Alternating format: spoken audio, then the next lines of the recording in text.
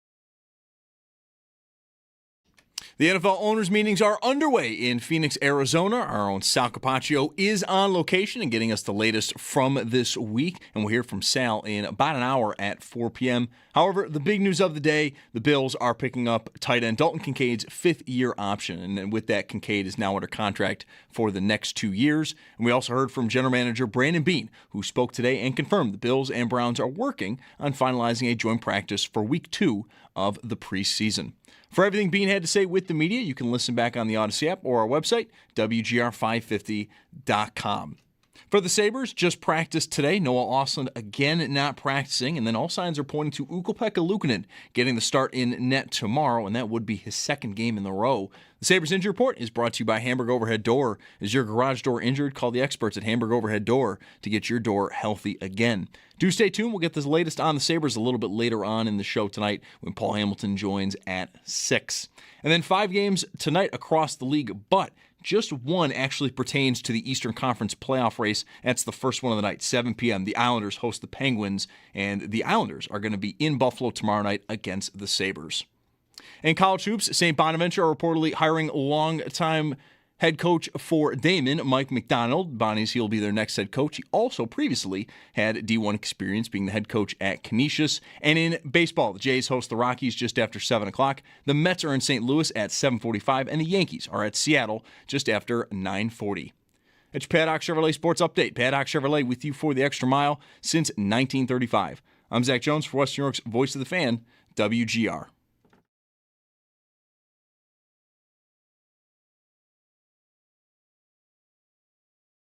It's Mike Schopp. It's nothing you did. It's not you, it's me. It's not you. It's you, but you didn't cross me. And the Bulldog. Why did I choose? Why did I just stay in school? On WGR, Sports Radio 550. There is so much today. Go on. John Tortorella, by the way. John Tortorella. Yeah. There is so much today. There was a hot minute where he was linked to Buffalo during that uneasy, whatever. There was that time where it was rumored they're out west. When they get home, there's going to be changes. And Butchergross was tweeting the picture of Tortorella eating chicken parm on set with like Buffalo. Like there was. I had a theory about that immediately. I'm not a Butchergross guy at all. And that's not somebody who is getting the job. That's somebody who wants it. And Butchergross is doing his bidding, right? Because Tortorella is probably really way too cool for Twitter. So probably. Let me just try to throw his name in there. Yeah. You think maybe he was talked about? I don't know. Yeah, I don't know. But I never bought it. Right. Okay. I heard what you heard about Lindy, maybe moving up. Moving upstairs and maybe I don't know. But either way, yeah, Tortorella's back. Thankfully not here, I would say, because things have turned out pretty well here. So good luck in Las Vegas. Yeah. Yeah, that's crazy. So late in the season. But it's happened before. Devils, what year? 2000. They fired Robbie Ftorek with 8 games to go, replaced him with Larry Robinson, and they won the cup. Vegas has 8 games to go. They beat Dallas in the final. Dallas was going for a back-to-back, and New Jersey got him in the final with Larry Robinson. That was that year? Yep. Jason Arnott? Yep, righto. Yep. Oh, has the show ever sounded older. Yep. So, I mean, there's that. We have Dalton Kincaid being the 50-year option. What is that? What is that noise? just I was listening. There was no way that wasn't going to happen. No, I know. But the rest of what was said about Dalton Kincaid today is the reason for the noise. Oh, interesting. I don't even know. Oh, yeah. No, I'm too busy with these other things. It's, we'll have to see how soon he's ready. Load management, yada, yada, yada. Yikes. I mean, it's just starting right up where it was at last year. And, I don't know. It just sounds concerning. It sounds like a lot of ifs and hopes and, so which is really unchanged from what it has sounded like around him since before he was drafted. Yeah, okay. I mean, he missed the combine because he was injured. Kincaid. Yeah. All right, well, Sal coming up on that. I mean, the tournament cannot be ignored. No. Yesterday. So one of the most, I would say, for me, fortuitous channel flips of my life. Yeah, I looked in on that game, early in the first half, and it just like Duke was blowing them out.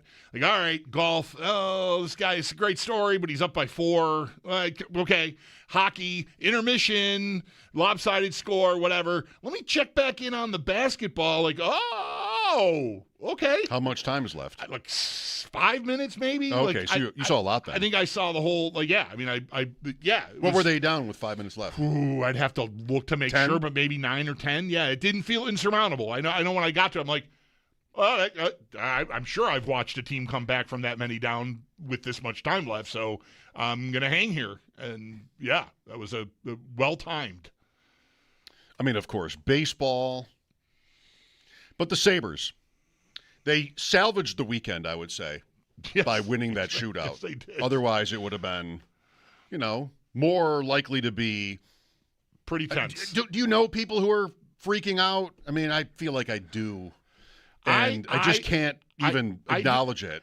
Freaking out? I mean, I know people who get nervous when you talk about it being a certainty that they're going to make it. And I don't know that those are exactly the same thing. The Venn diagram, there'd be a lot of people in the both. Yeah. In the middle. Yeah.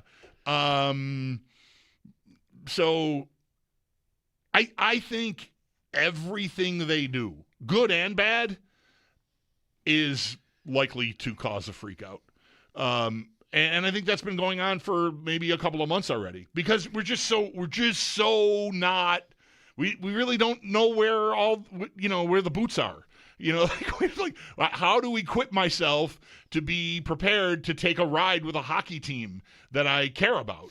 Again, it's a new thing. Like what should I be upset about? What should I be worried about? All of that is like we got to sort of reevaluate our checklists, and not that they all have to match, but yeah, I think that because of 14 years, there is still, until they have the X next to their name, I think there's a certain part of the fan base that, whether they're freaking out or not, maybe don't want to hear about how great everything's going. Just like I need to make sure that they don't fall apart here.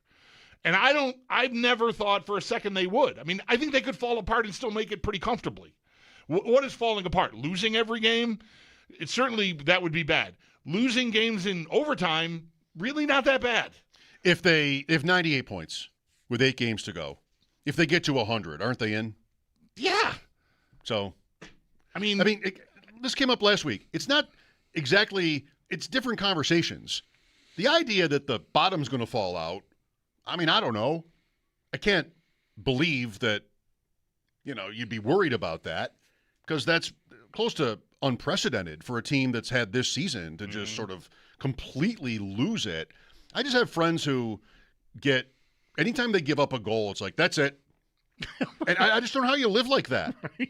You want to talk about how to navigate these waters, just don't worry about it. How about try that? Like, just enjoy it. Right. They're not so much better than teams like Detroit and Seattle and Boston that you could possibly, rationally think the Sabres should just win no matter what. Yeah, this is not the Bills. This is not the Bills playing the Jets in Week 17. It's not the Bills. I mean, that's right. The sport is different, and it's just like so even. So you couldn't possibly rationally think that. They end up in an overtime game with Boston. They dominate the shots against Detroit but lose. That's hockey. And then Saturday you get there. Good thing. I mean, I don't even want to talk about missing the playoffs. No, it's just ridiculous. I think Friday was, I don't know how much anyone in our audience is hanging on like Greg Wyshynski's last 2 appearances on our show. But he's made the point about their shooting percentage and the save percentage, and that is PDO, and I don't know, it's a little Friday night was that game. I was thinking about Greg all night Friday because I thought they had 3, 4, 5 really great chances early in the game, and Gibson shut the door. Detroit scored. You could have used a save on maybe one of those first 3 goals. Would it have been a great save or a very good save? Probably, but they mostly have been getting that out of both of their guys and scoring on their great chances, and neither of those things happened, and go figure, you're down 3-0. And you really never, but the closest they got was 4-2, 3-1, 4-2. 3-1, 4-2. So, it was never, it never looked good. And mostly I thought Detroit got great saves and the Sabres didn't. That's hockey sometimes. That can happen. Yep.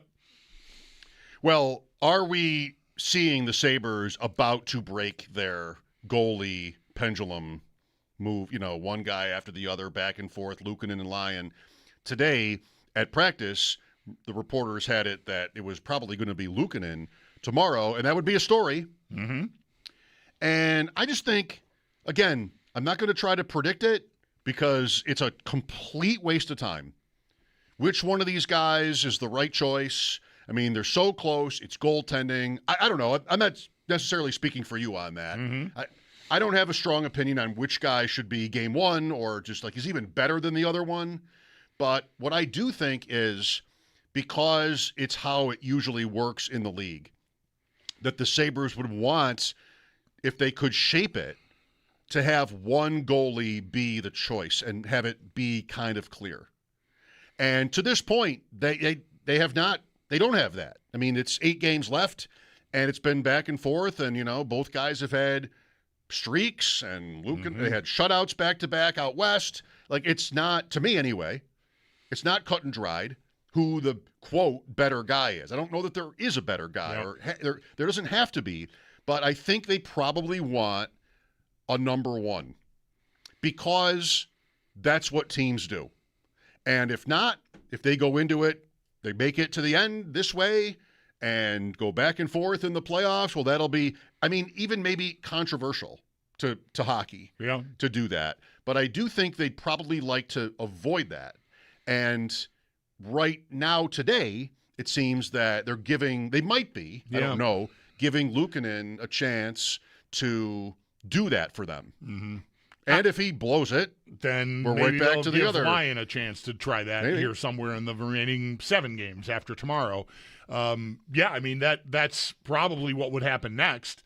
If the signs are to be believed, it's which goalie's in which net at practice the day before a game, starter's net, the other 2 guys are splitting the net, and Luukkonen was in that solo net. So that, if everything is the same as it always is, then you'd expect him to get the start, and that would be 2 in a row. I think it is really notable. It is the first time that maybe the 2 things that you would need to have happen to make a decision to change from your every other game, your rotation, have happened. Lyon has had a couple of, I think, rocky outings. Detroit was, again, could have used a save early.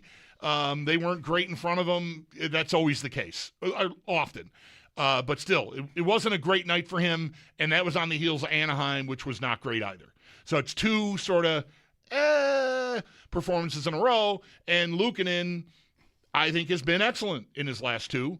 And so if it's right, if the initial premise is they're going to want to make a call, they're waiting for an opportunity to do it. Do you agree, by the way, that they would want to? Yes, I do. Okay. I think it stands to reason that they would not be the team to break the mold. And feel for whatever the everybody's benefit, the goalie's benefit, the team's benefit. All right, we got our guy. This is our guy. It's kind of late to be doing that, but still, I've sort of suspected that they would want to arrive on a guy. And so this is an opportunity for Luukkonen, and we'll see. If it goes really well, then maybe we'll have an answer. And maybe he even plays again on Thursday when they go to Ottawa. And then Lyon gets a game on the weekend. But it gets to a point where, if you were playing more games here, where maybe Luukkonen would play 3 out of every 4. They don't have back-to-back until next Wednesday, Thursday. Okay. That's the only one they have left. All right. So they don't have to worry about so they could really settle in with a guy here if they really want to, and I suspect that they do. But it all depends on how Luukkonen goes tomorrow, right? So if he stumbles, then you're kind of right back to, a little bit of the old, well, if you got 2, you don't have any thing, you always say about quarterbacks. That might be how it feels. But I think then if he stumbles, then I think Lyon would get Thursday. And if it goes well, then maybe he gets the next game. Like, let's see if someone can take a hold of this thing. They really haven't. I think the results haven't made that necessary yet. And So it's been convenient to just kind of keep going with how they've been doing it. But I do feel like the two things lined up. Luukkonen, very good the last two. Lyon, maybe just sort of average. And like, okay, the door's cracked open. Let's do it. Which I think is a clue that tells you they've been waiting for a chance to do it. Which is why I believe that they probably would like to, they would prefer to choose a guy for this. So, well, I mean, if you're not comfortable or in shape or whatever it is for this kind of thing, thoughts and prayers. But it's just so good. Montreal is in Tampa tomorrow. Sabres, Islanders, a couple of games, or just one, I guess. Pittsburgh Islanders tonight, the only game. Yep. But all weekend you had, like yesterday, 5 o'clock, you had 3 or 4 games that were interesting. Yep. I did some quad box action yesterday. And you fit in UConn. Before I got to the basketball, I was quad boxing, yes. Quad boxing. Quad boxing, that's what we call it. That's something, now. I think maybe Sal has done that. Yeah. Didn't he take up quad boxing a few years ago? There was a boxing, I don't remember quad boxing? That wasn't quad boxing. That was just boxing. Yeah. But Tampa and Montreal tomorrow night in Tampa. Lightning, 98 points, 9 games. Buffalo, 98 points, 8 games. Canadians, 94 points, 9 games. And they are annoying. Boston, 92. You landed last week, right, midweek on, like, okay, I hate them, right? Like Tampa? Yeah, right. They're I know I landed I'd rather play Carolina than Montreal. Okay. Well, you want Also. first place because they're annoying to you, yes. right? Saturday, down 2-0 to Ottawa. Okay, here we go. Last night, it was only 1-0 to Nashville, but still, it was just like halfway through the game, I tweeted about it. Halfway through the game, 1-0, shots were like 16-5 for Nashville. Like, okay, this could be good. Nope. They just find a way. They're good. They're deep. Yes, they are. They're deep and good, and they got by with the backup goalie yesterday too. Not even Vasilevsky. As they almost did here when they gave up 7 or 8. 8, right. They scored 7, I meant. Yeah. I was thinking, the Lightning, Montreal is right there in the conversation too. I mean, the games against Carolina, they won both. They got outshot in both games, I think, maybe by a lot, but they still won. And we know who was it on our show that said that top line is just amazing? Recently, we had a guest that said that. Matt Larkin, maybe. Maybe it was. Yeah. Or Greg. Yeah. But I was thinking about Tampa Bay, and you can either want to dream big or be afraid of it. Doesn't mean anything how you feel. So, I want to be optimistic just to hope that it works out. I think the Sabres have proven that they're good enough to be considered for a run. At least that's probably putting it a little bit mildly. Like, why shouldn't they be with the season they've had? Here was one thought I had. Whenever it might be, if they get a playoff series with Tampa Bay, and maybe this can only be answered by knowing when it would be, would beating Tampa Bay this year in a series be, let me just ask, I'm not saying I know that I think necessarily it would it be the best playoff series win of their existence? I mean, there are a couple of candidates. Somebody already, one series has to be the answer to this. Not that we'd all agree on it. The Pominville series against Ottawa is on a short list of this is the greatest Sabres playoff win. How much better was Ottawa in that regular season than the Sabres? Like were they 110 10 points? Yeah, maybe. Okay. I don't know. Yeah, it was an upset. Yeah, I know that. Yeah. Ottawa had home ice. They obviously had the better season. It was the second round. I think the 99 Leafs would be another one. Going to the finals through Toronto. Again, with them having home ice, like they were the better team in the regular season. Toronto was. Yes. If that, whatever that meant. It's just indicative that it has to almost qualify as an upset. You were the lower team in the standings. So. Would that matter to this? I think when I'm looking back at it, like it's a factor to take into account. What's the most significant playoff series win? And I think if you beat a team, you play Tampa, and you end up 2 points ahead of them, that sort of mitigates how big of it's not that much of an upset. They might be a better team. I might tell you they're better than Ottawa was that year and Toronto in 99, but I was right there with them all year. So how big of an upset can I really claim? Well, that's not the same question, though. No, right. Best series win ever. Yeah, I'm not considering underdog favorite. Yeah. But maybe it's right to. I mean, it can be a part of it, like you said. Yeah. I just think it might be as good as anything they've ever done. Yeah, it's such a long time ago, but I think it was pretty stunning that they beat the Canadians in 75. Probably. To go to the final. You were there. Like that, I was 10. But, I mean, Montreal was just Hall of Famer after Hall of Famer. And the Sabres, took them down. 6? It was 6, yeah. Right? I think so. I think that's right.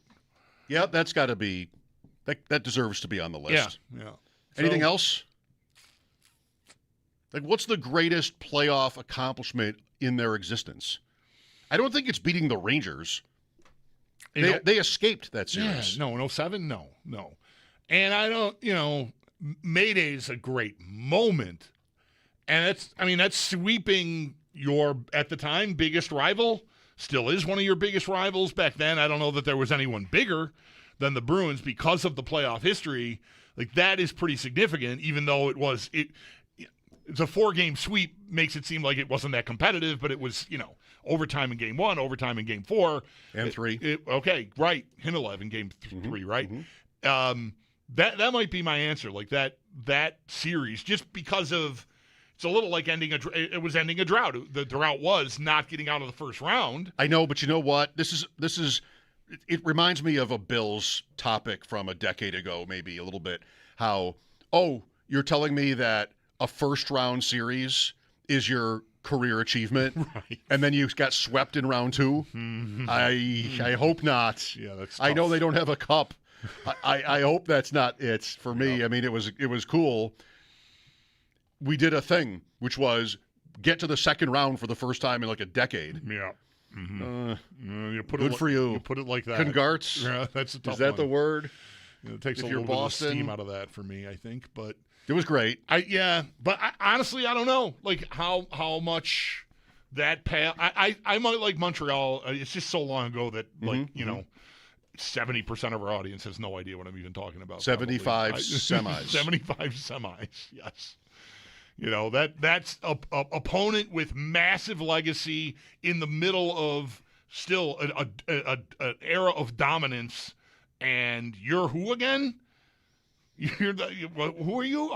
You've been in the league 5 years. Like, that's not unprecedented. The Blues did it before the Sabres did it as a new team.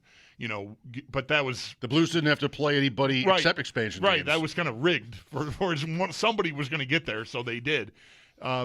I think Montreal in 75 would be my answer. Okay. Well, a Sabres Lightning series, of course this is premature, if it even happens at all, would be perhaps in the third round. Maybe the second, but probably not. Depends on Canadians. If it's 1-2 Tampa and Buffalo in either order, they can't play before the third round, right? The third round or doesn't it go? Oh, that would be the second round. The second round, yeah, because you stay in the division if you can't. I think the way that works, they would meet each other in the second round. Yeah, yeah, okay, of course. Right. Well, okay, then that. But I just think it would be monumental. I think it would be and I'm not here to say that I would rule it out if they beat them from being, exceeding what I'm talking about with that Montreal series from, 75. Would it be the greatest playoff achievement? I mean, in I history? said to we watched Tampa. I was out mostly for the game on Saturday, but Sunday, that was on in the living room, and my wife's like, we're rooting against Tampa, and I'm like, that's right. She's like, are they good? I'm like, yeah, they're probably better than us. I said it out of the side of my mouth. She's like, what? I'm like, they're probably better than us. I think very highly of that team. I think it's a very good team. I think most people would say that. 803-0550 for your calls. Sal Capaccio from the owners' meetings in Arizona. The picture is out. Joe Brady made the picture. Not everybody did. It's never everybody. In pants, Brady. In pants. Sal joins us at 4. We'll talk to Paul Hamilton later on. Let us know how you're feeling. The possible break of the goalie rotation and the Sabres in general. We will look for your calls after the break. Mike Schopp and the Bulldog here. Thanks for listening. This is WGR.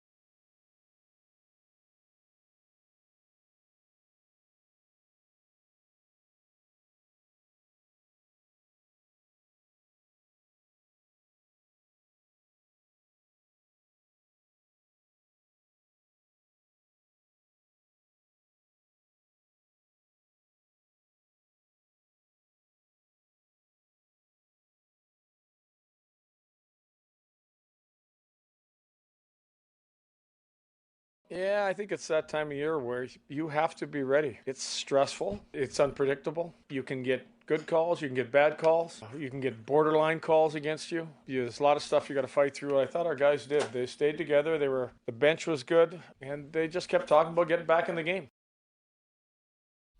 And there was one on Saturday where Dahlin, it's that high cycle, and Dahlin just kind of stops or slows down and gets an interference penalty. Yeah, like a pick, it looked like a pick play. Yeah. If that's a penalty now, we're in trouble. Yeah. Right, because that's like our secret sauce is playing up there like that. So yeah, try not to run into guys, I guess. Him or anybody else. Yeah. Yeah, that wasn't great. But they got there Saturday. I felt like that was important. I know that they're still in good shape. I mean, if they lose the game to Seattle, their chances of making it and everything would be fine. But it felt like a lot to win. I heard. I'm going to bring this up mainly because I like the observation, but it was also one that I shared. I heard Jeremy and Joe talking this morning about the game and how tense it felt. And, after Friday, kind of really want to get this one. I mean, the captain after Friday said, tomorrow night I'll tell you a lot about who we are or whatever, that kind of thing, right? Better effort is needed, and you're down 2-0. Like, the moment Benson passes to Krebs, and it's going to be at least a good scoring chance, was like up in your seat, and then he shoots it and it goes in, and you're making sounds. Like, he's like, whoa! Like, okay, I guess I was pretty pent up. That felt pretty good. That was really big. That's indicative of how important it was that they win Saturday, I think. Like, I was at 2-1, get there, and, they got there. It's just always Benson. Yeah, right. It's just always Benson, that guy. 803-0550 for your calls. Here is Mark with us. Hi, Mark. Good afternoon, guys. I just wanted to add to Bulldog's recollection of the 75 playoffs of the Sabres against the Canadiens. It was magical because at that time, previously, our basic hockey experience was with Hockey Night in Canada. So, Maple Leafs and the Canadiens were really thought of as royalty, with the possible exception of the Bruins. Those teams really were, for us to have a playoff game against the Canadiens and do so well against all those names, Connolly, Lafleur, Hublitz, the brothers, I think Dryden was at the time. Sure. And then on a personal note, I was a student at Nichols, and they were practicing there. So they really just really invigorated me. Is that right? Montreal was? No, the Sabres were okay. at Nichols. Montreal was practicing on Grand Island somewhere, probably. Right. On the river. No, I don't know. Yeah, it's just a touch before my time, but I can appreciate the importance of it. Don't forget Henri Richard, I believe. The pocket rocket. Still active. You cannot skip over him. Right. Loaded. Maybe. It's debatable. Sure. I just think if they were to get through Tampa Bay this year, whenever, and it can't be the first round, probably. There's still a chance of that. Yeah, I guess Montreal could pass both of them. They're 4 points back. They've played one fewer game than us. It's not nuts. What I would love about it, that isn't just the fact that I root for one team and not the other, is I just don't really buy that you have to lose first in sports. It happens a lot, but most teams lose anyway, whether they have experience or not, only one winner. So, I don't know, I don't really care for the Sabres that they haven't been to the playoffs in so long. I feel like they're going to know what to do. Maybe they'll lose, but I'm not scared for them. In 2006, we had this. That's right. And I don't know, same thought. Just go play. And Philadelphia was loaded with guys that had played in the playoffs before, and the Sabres weren't, and they just crushed them. So I'd like to see that. It'll never go away. There'll always be people who will tell you that, you have to lose first. You don't. Right. 05, 06 should be that, and that is not the dark ages. Whatever. It's 20 years ago, but still, it's recent enough. It's current. It's not 1975, and that you just showed up after. What is that? They're in 2000, and then they miss from. 01. Oh, right. 01 against the Penguins. Right. But, I mean, they really it was only a couple of years, but it was some very dark times. There's a missed year for the entire league. There's bankruptcy and all that other stuff. And they sort of showed up with this new team, and we're great. It's almost an entirely new roster. Yeah. In And 06. wouldn't anyone who was really paying attention to those 2 years, 05 and 06, and then 06 and 07, tell you, like, the 05-06 team was the better team? Like, they had the better look at it. I think that, I mean, that you could argue about that, but, like, they didn't learn how to do it from having been through it in 05-06 and 06 and 07. They got stopped at the exact same point. And I think we're less competitive in the series overall that got them eliminated. I mean, they got knocked out in 5 games against Ottawa, whereas, Carolina the year before took that calamity of defenseman injuries and eventually the dam broke, but they still got to 7 games there. So, yeah, I'm not at all spooked by that's not to say there won't be guys that might crack. We'll just be guessing at whether they have or not, because they're never going to tell you. Like, nobody ever says, yeah, that game started, I was really terrified. Like, I couldn't process my thought. I couldn't keep my thoughts clear. Everything was happening so fast. They were on me so quick. It just, it comes and goes. But I'm not at all thinking about them as being at some big disadvantage because they haven't been there before. Where would the Canadians have practiced in 1975 when they were here? Some school? Well, how many schools have a rink? The caller says the Sabres practiced at Nichols. At Nichols, yeah. He was a student there. Yeah, I don't know. Let's bring that back. There was I don't know how long. I don't know if it was around still then, but there was a rink right over the bridge in Fort Erie. Yes, really, really close by. That might have made sense as a practice rink for an opponent in a playoff series, especially a Canadian one. Didn't the Sabres play in that rink, or the Bisons? I believe for a time. I believe Fort that's Erie? correct. Yeah. I love that Nichols rink. Did you love it? Like, it's so steep. Yeah, I just love being in there. I played in there when they didn't have glass. They had like chain link fencing. Okay. That's how old a person I am, that I played on a rink that didn't have glass and it had chain link fencing. When the Sabres practiced there in the 1975 playoff, did it have chain link fencing? Might have. Honestly, like, that might line up. Like, I think I was 9 or 10 when I played there with one of the first travel teams I was ever on. Could Rick Martin shoot the puck through the fence? I don't know. But that's how I remember it. I hope our listener who was going to school back then what that lines up with his recollection, because I remember it being chain link fence. But yes, that rink has meant a lot to us. Both of the kids learned to skate there. Owen played a lot of hockey there growing up, and then eventually, played his senior year of high school there. So it's 2 blocks from our house. And my daughter. It's a very sentimental place to us. No. Yes. Yeah, right. Here's Jim next. Hi, Jim. Hi, fellas. Good show. Look, I was just trying to stay on topic here with, suppose the Sabres go into the playoffs and Lion and UPL are playing about even. I wonder if they use analytics to decide who starts, because I really wonder about that whole thing with hockey. Is he better against left-hand shots? They include all that kind of thing.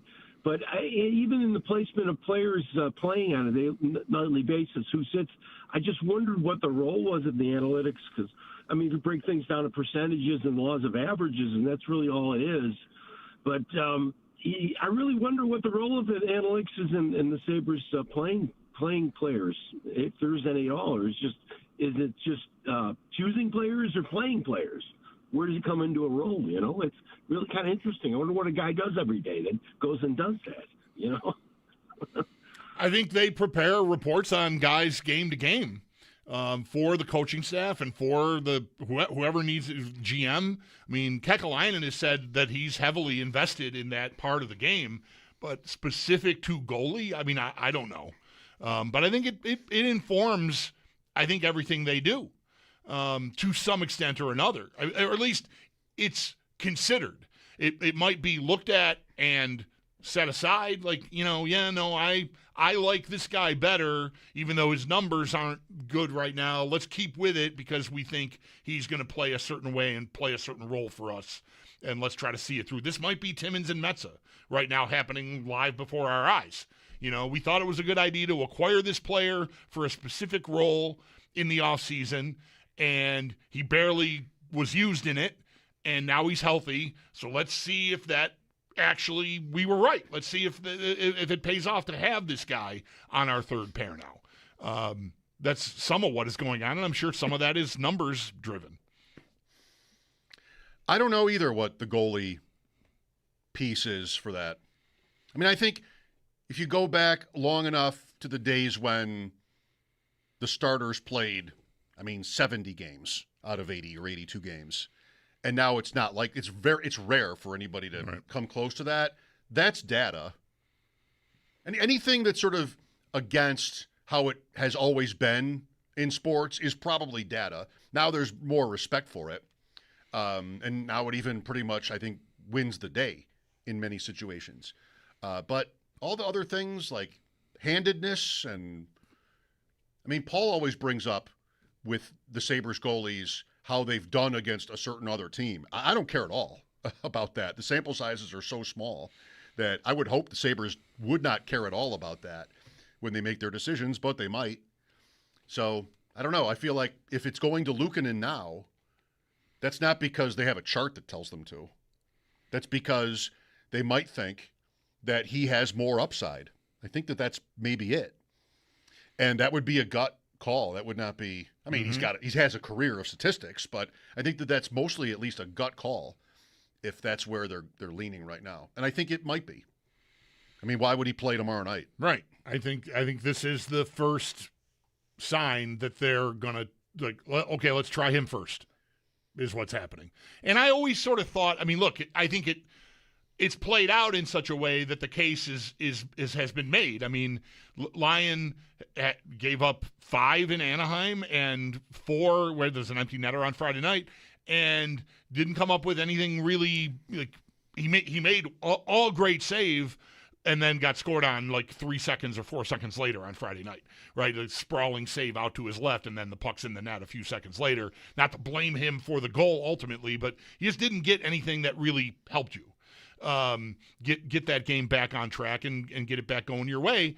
So, but with that said, I've always felt like Luukkonen, athletically, pedigree, it's not so much age, it's that I think Lyon, you've got more of a reason to think you know who Lyon is, and that this year his results have been excellent, but you might be bracing for the return to the mean with him, whereas Luukkonen, I think you still aren't really sure. You would hope his ceiling is the back half of the season 2 years ago, where he had he looked every bit like that's our number one goalie. Who's Devin Levi again? What are we doing here? Let's give a contract to this guy. Oh, I imagine they would like to see that in full bloom. And so, but he's also outperformed Lyon in the last week or so. So all that adds up to, all right, let's see if he can do it. 6 in Anaheim even, Lyon. Oh, yeah, okay. Devin Levi. The show has never sounded older. Right. Than a reference to Devin Levi. Mike Schopp and the Bulldog here. Sal Capaccio from the NFL owners meetings in Arizona, probably at 4. There is the chance that a certain interview is going to come up, Sal said, and we might have to move things around a little bit. But that's the current plan. Thanks for listening. We'll have Paul Hamilton on later. This is WGR.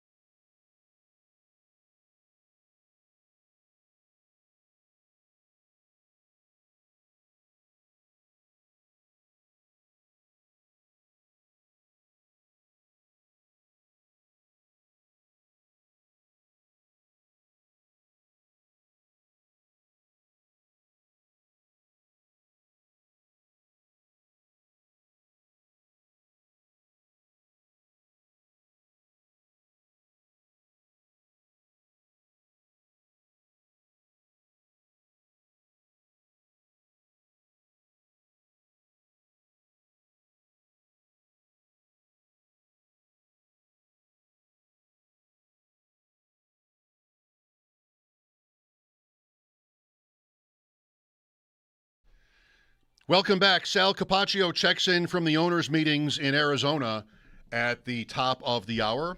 Dalton Kincaid news, also various league items to hope to get to. Brandon Beane spoke today. Bills and Browns planning a joint practice, which I would think means that they'll play each other in the preseason, week 2 of the preseason. Mm-hmm. Here's Mike with us. Hello, Mike. Hey, guys. How you doing? Great. Thank you for calling us. Hey, just a quick story. So the Sabres in 75-76 practiced at Holiday Twin Rinks. And I know that because our team was practicing before the Sabres took the ice. And then they picked one player from each team, and I was allowed to sit on the bench with Robert, Perel, Martin. That is super cool. How old were you at the time, Mike? 15. Wow, great. Nice. Yeah, it was awesome. So, anyways, that's my story. But that's where they did practice. The Sabres were at Holiday Twin Rinks. Interesting. Well, maybe they got around. I don't know what it was. Yeah, it's possible that they. I don't know why they didn't just practice at Harbor Center. It's so nice. Yeah, right. In those years, but I got a text from John Shannon. I love this. During the last break. Longtime hockey analyst in Canada.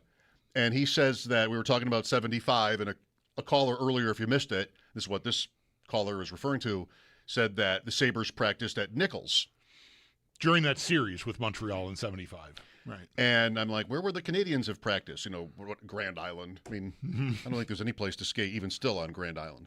But anyway, it was just a joke, an unfunny joke. He texted to say the Canadians practiced at an arena on Niagara Falls Boulevard in Wheatfield, which you know. Yeah, hockey outlet. Boulevard. It was Boulevard Twin Rinks then, probably. At least that's when I was growing up and playing there in the late 70s and early 80s. It was called Boulevard Twin Rinks. And not that I would have questioned John as an authority on this. Like, he might have just remembered it. Mm-hmm. But before I could, even if I wanted to, he writes, this is from Scotty Bowman. He hit you with off-the-top rope. Okay. I guess he would know. Right. I believe you. Right. I think I would have anyway. Right. But one way or another, he came to find out that from Bowman just in the last few minutes. And now I'm just imagining John Shannon and Scotty Bowman sitting on his patio somewhere near Transit Valley Golf Course, like sipping lemonade, listening to our show. That would make me very nervous. I hope that's not what's happening. Is he quad boxing? Bowman's got, I don't know, what's on even today? Right. What's even on today? There's no baseball yet. College hockey, no. They're set for the Frozen Four. That's not going to be today. Is there women's NCAA basketball tournament action these days? Maybe there is. They often try to avoid the days the men are sort of all over the place, but I doubt they were dark on the weekend. I'm just looking over tonight. No, I think Mondays they do play on Monday. Okay, I think. The women are today. Texas, Michigan at 7, and then South Carolina, TCU at 9. All right, thank you, Zach. Does it always have to be Michigan? Michigan's in the Frozen Four, too. Yeah, they are. They're everywhere. And the men's basketball. I did not watch any of Duke. Well, I had Michigan on. I like a lot of Sundays, I'm in the kitchen for much of the afternoon. And had Michigan on, saw they were up 30. Right. And, ignored it. And then Duke, and when I looked at Duke, they were up 15. I think it got to 19. Yep. And I'm out. Same thing. I looked at this is the same thing. I'm not going to watch this. Yeah, I also watched other things until the other things sort of broke down, and fortunately the timing worked out that I got back.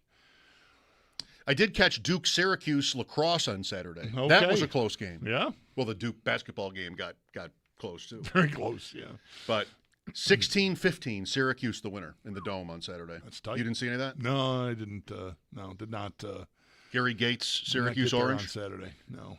6 versus 5 in the country. Syracuse was 6. Duke 5 in the rankings. Richmond might be number 1. Sal next on WGR.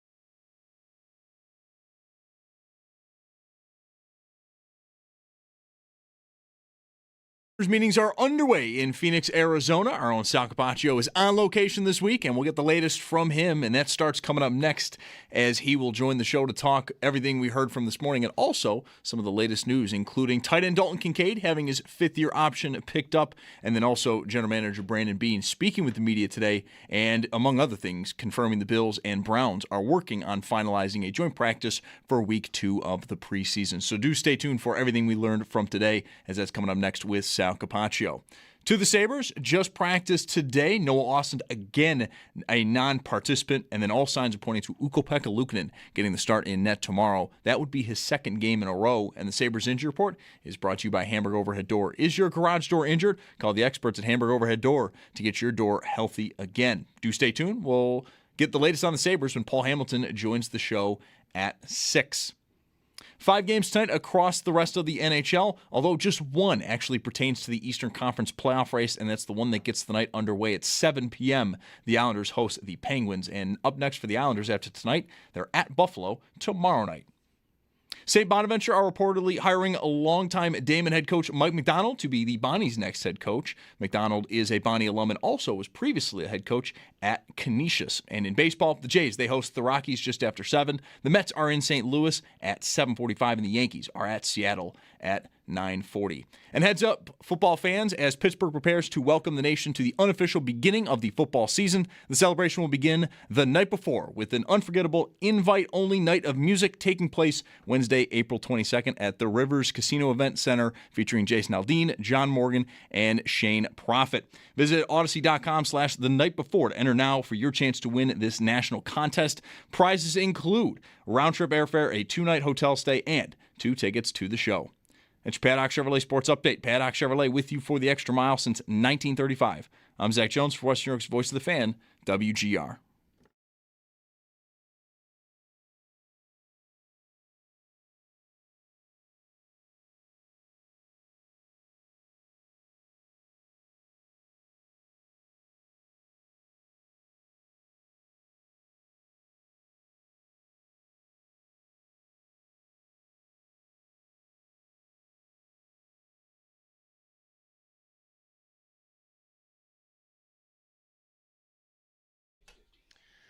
Owners' meetings, so the annual head coach's picture, I'm disappointed. They did get 30 out of 32.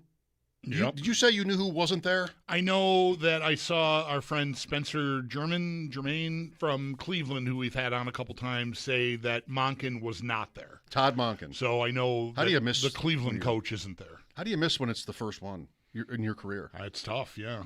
I don't know.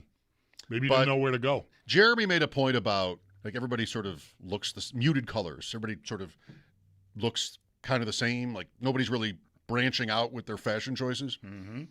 And I added to that with just like, what kind of backdrop is this? Are they at a prison? I mean, find a fountain. I don't think I noticed. Just not good, huh? Where are they? Sal will know. Sal Capaccio with us now. He's out in Arizona for these meetings. Have you perused the picture yet? Do you have thoughts?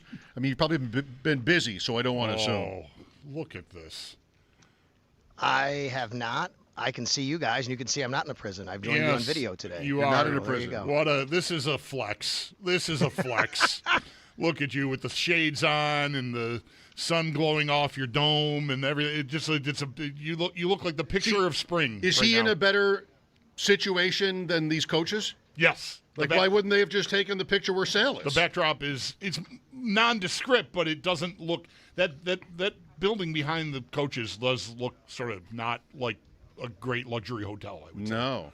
But I'm assuming it really is. But the other thing is over my right shoulder, left shoulder. I don't even know right now. That's NFL Live, literally live on the air right now. Okay. Right here. If I'll just move back up, you can see that. Yeah. Okay, that's NFL Live right there. If I pull over here, this is Pro Football Talk, Mike Florio and his group right here. All right. So I want to give an idea what happens out here, so everybody can see that here on video. If you want to join us, maybe Todd Monken. Is it Monken or Monken? Is it Monken? I just figured out that it's Zucker, not Zucker. So I'm gonna need a few months on Monken. Yeah, I'm not sure. Maybe he wasn't in the picture because he's mad that the Browns proposal went nowhere with the 5-year out draft picks. It's a protest. Yeah, maybe, who knows, right? The league didn't care about that? They didn't care for that idea to let teams trade 5 years in advance instead of 3? That did not get far? The GMs or coaches, there was not a lot of support. I asked Brandon Beane about that on the heels of Sean McVay telling Kay Adams today that, 0% chance of passing. So I asked Brandon Beane, and he's like, yeah, there wasn't a lot of support, so he's probably right. Probably not going to pass. And then I was told, I didn't see this officially, that it's been dropped, not even going to go up for a vote. Yeah, that made the rounds this afternoon, that it got pulled back. And it's funny, I saw one, Ian Rappaport it's always Ian Rappaport. I'm sorry, I don't know why, I always end up on him. I feel like he has the things that sound more water-carrying-y than Schefter does, I guess. They're like, well, the Browns, all they really wanted to do was start the conversation. Okay, it's sure. Over. The conversation's over. Congratulations on that. You started the conversation, and then now it's over, the first day of the meeting. They didn't really want it to pass. Right. They just wanted people to talk about it. Right. I don't know what you're... Who did? I don't know. By the way. There might be something to that. Revisit it next time, and it's not as much of a, jarring thing to, we're going to go from 3 to 5 years. This thing. Let me think about it again. I don't know.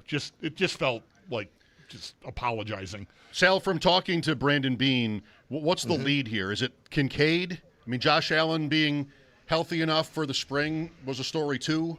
What would you say?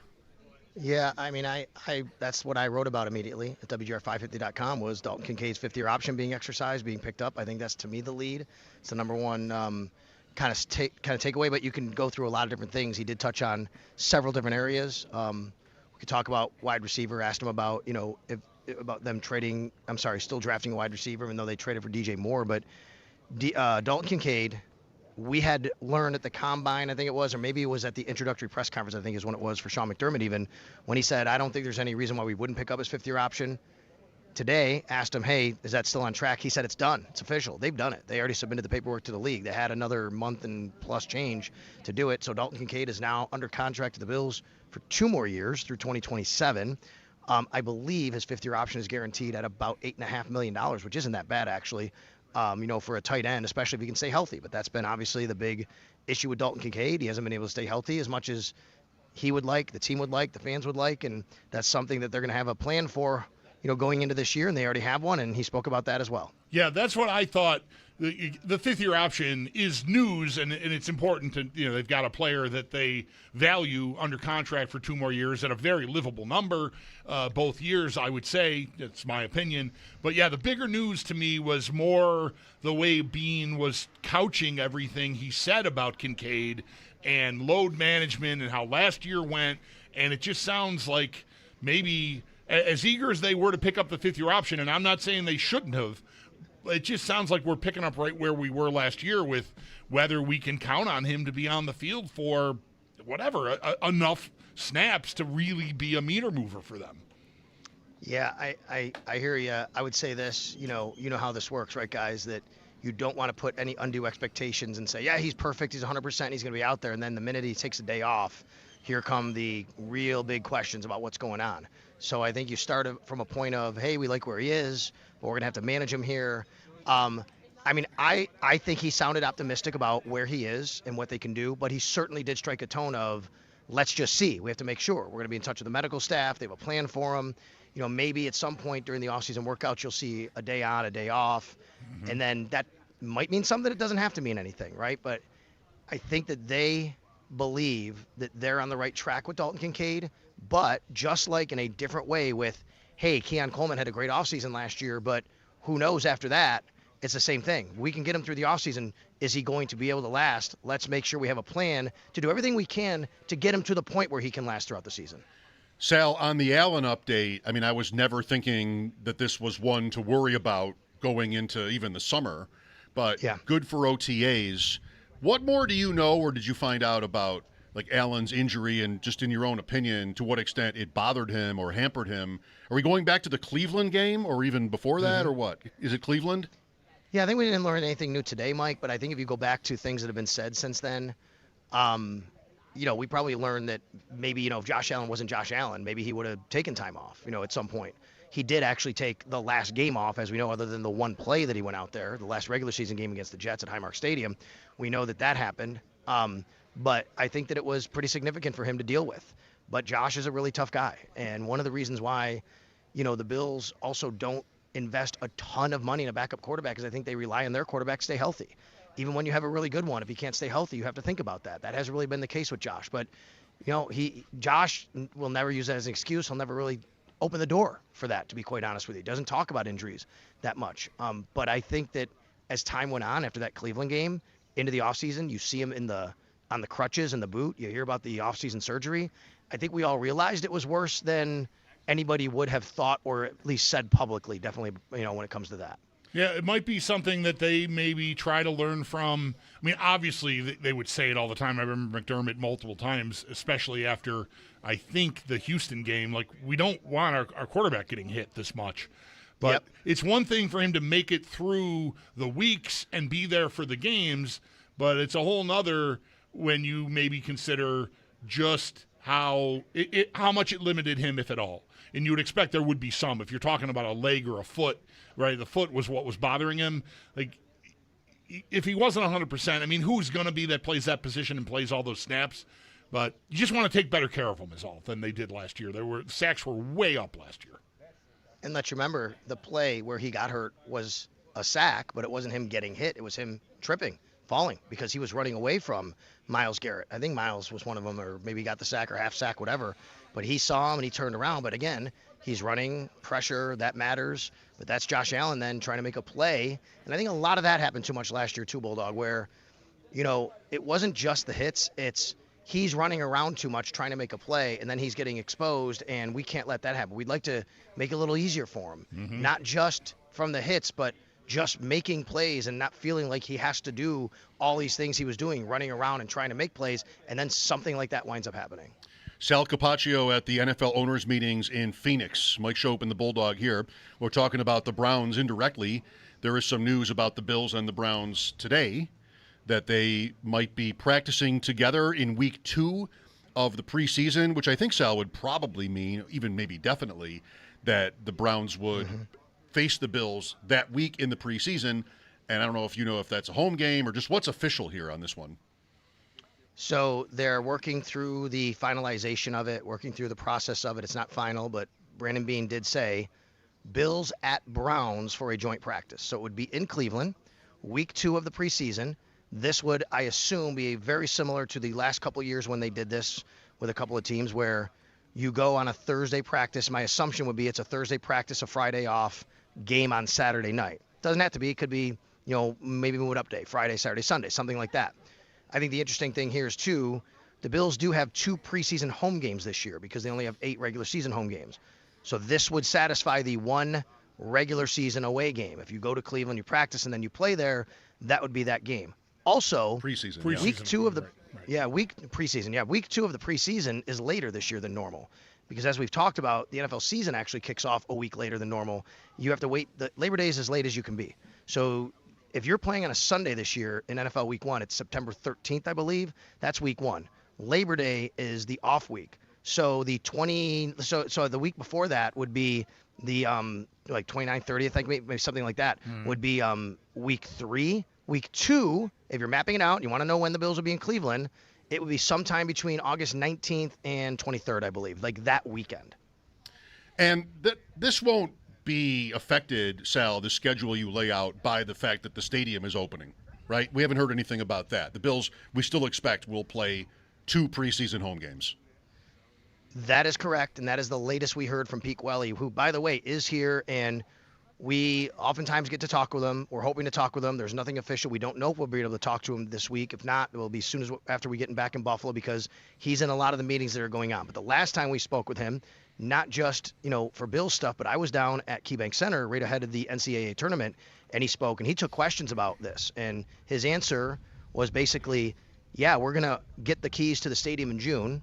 The first big event they think is going to be there is going to be the Red and Blue scrimmage, which comes up probably first week in August, maybe, thinking of the timeline, maybe second, but usually first weekend in August.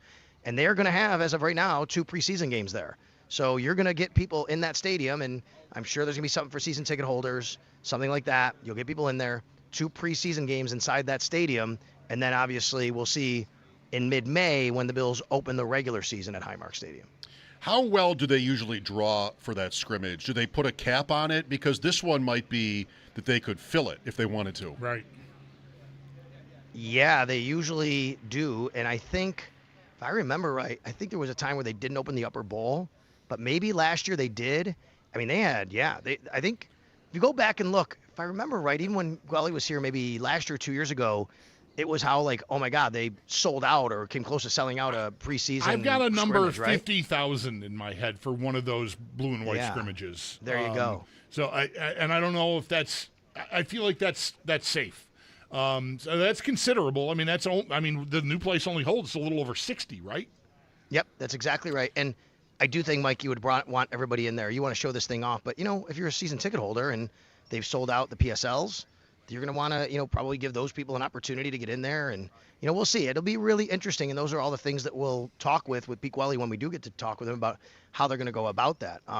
They'll do that. And then if we do get a chance here, it won't be just Bills. It'll be Sabres, I mean, playoff tickets, invoices, how all that works. I know he has spoken about maybe doing something with geofencing with ticketing to make sure it's just Sabres fans and not other teams, but I know that's tricky with the way the tickets gets transferred. So there's a lot of stuff in here when it comes to the new stadium and the Sabres and tickets and people are and coming in to watch those particular events.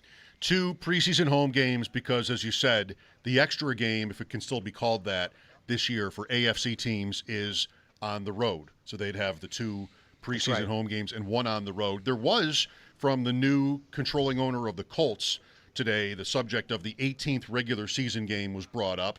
She even said how the players would want it for greater revenue, for the sake of the money. And I'm sure that would be, that will be debated. Yeah. I think that's been a topic here, by the way, the 18th game. Yes. I don't know why it came up a little bit more today, but it's been more than I thought. Like, that's happening at some point. There's going to be an 18th game. People are pretty much kind of resigned to it. Now, the NFLPA has its own issues with what's going on there with the executive director and leadership and all the stuff that they're going through. So, we'll see what their timeline is. But it feels like the people that I've talked to here kind of feel like that's happening a little, it's coming. Soon. It's coming soon. And there's been a lot of talk and a lot of chatter about it. That's been something here. And then obviously the overarching kind of big issue and topic here has been the referees. I mean, guys, I'm just going to tell you right now, get ready for replacement referees to start the season. I mean, it feels to me like it's happening. Jonathan Jones of CBS Sports, who I just saw a little while ago, he tweeted out that, like, they're very, very far apart. Now, look, I understand it's March, negotiations, this is what happens sometimes.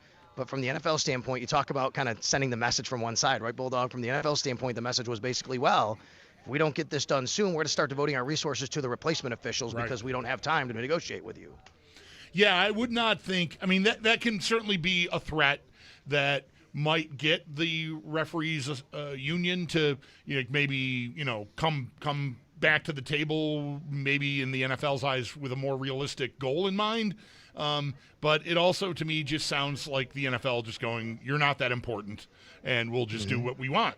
Which, went great the last time, so I would imagine. And they're already putting stuff in place, right, to help the replacement refs. Yeah, all weekend and certainly today, it has felt like that is coming.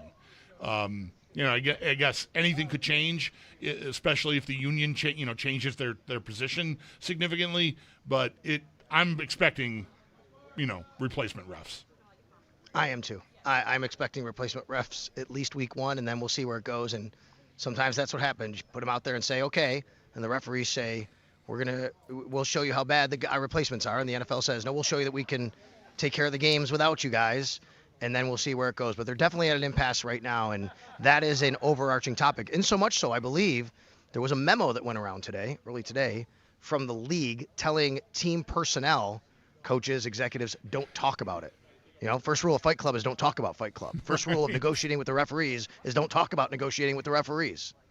Make sure your voice isn't so loud that it's bleeding onto the NFL live show so that they don't hear you talking about it and you get in trouble. We wouldn't want to. I don't know. Maybe I don't know. They're in a commercial break. They're getting makeup on somebody over there. All right. What else from Bean. Is there anything else that needs to be highlighted here? I mean, I saw the comment he was asked about, drafting a receiver at 26 now that they, made the move for DJ Moore. And I think the bigger news would have been if he'd ruled it out. Sure. Like him saying it's still, of course, duh. So I don't want to make too much of that. I would not, especially given what has gone on here the last, 12 months in the conversation about the position.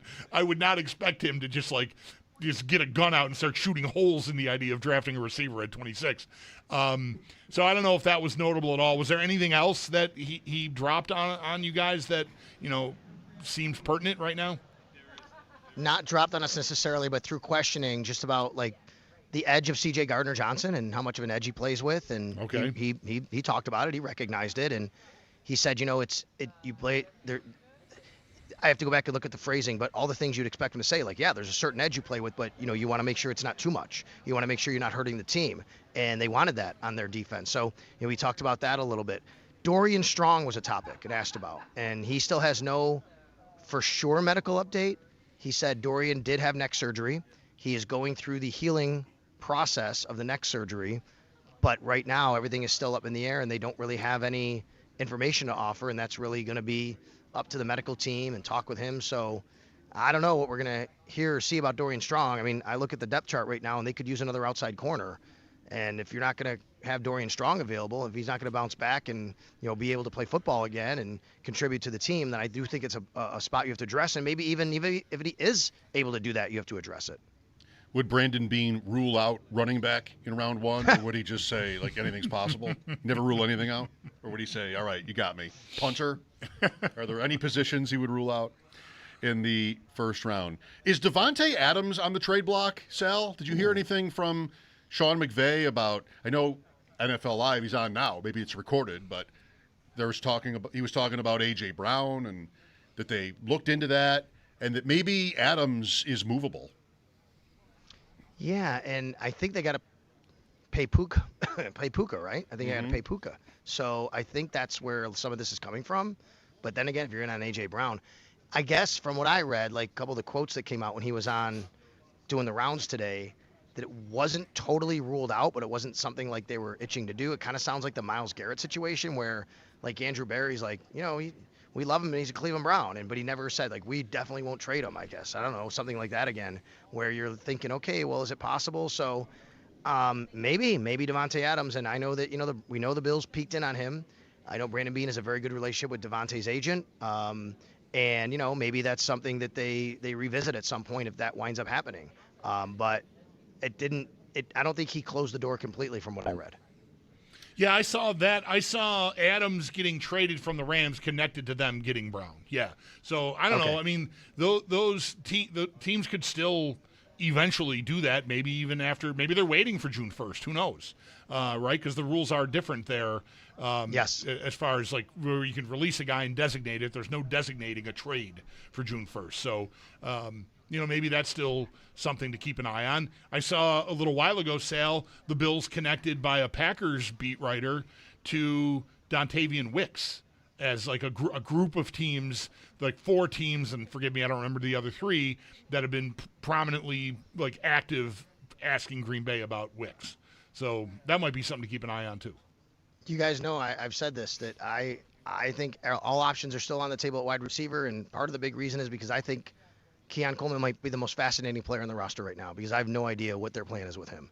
If they traded Keon Coleman today, I would not be surprised. If he was on the roster week 1, I would not be surprised. I really think this thing is very, very up in the air with his status.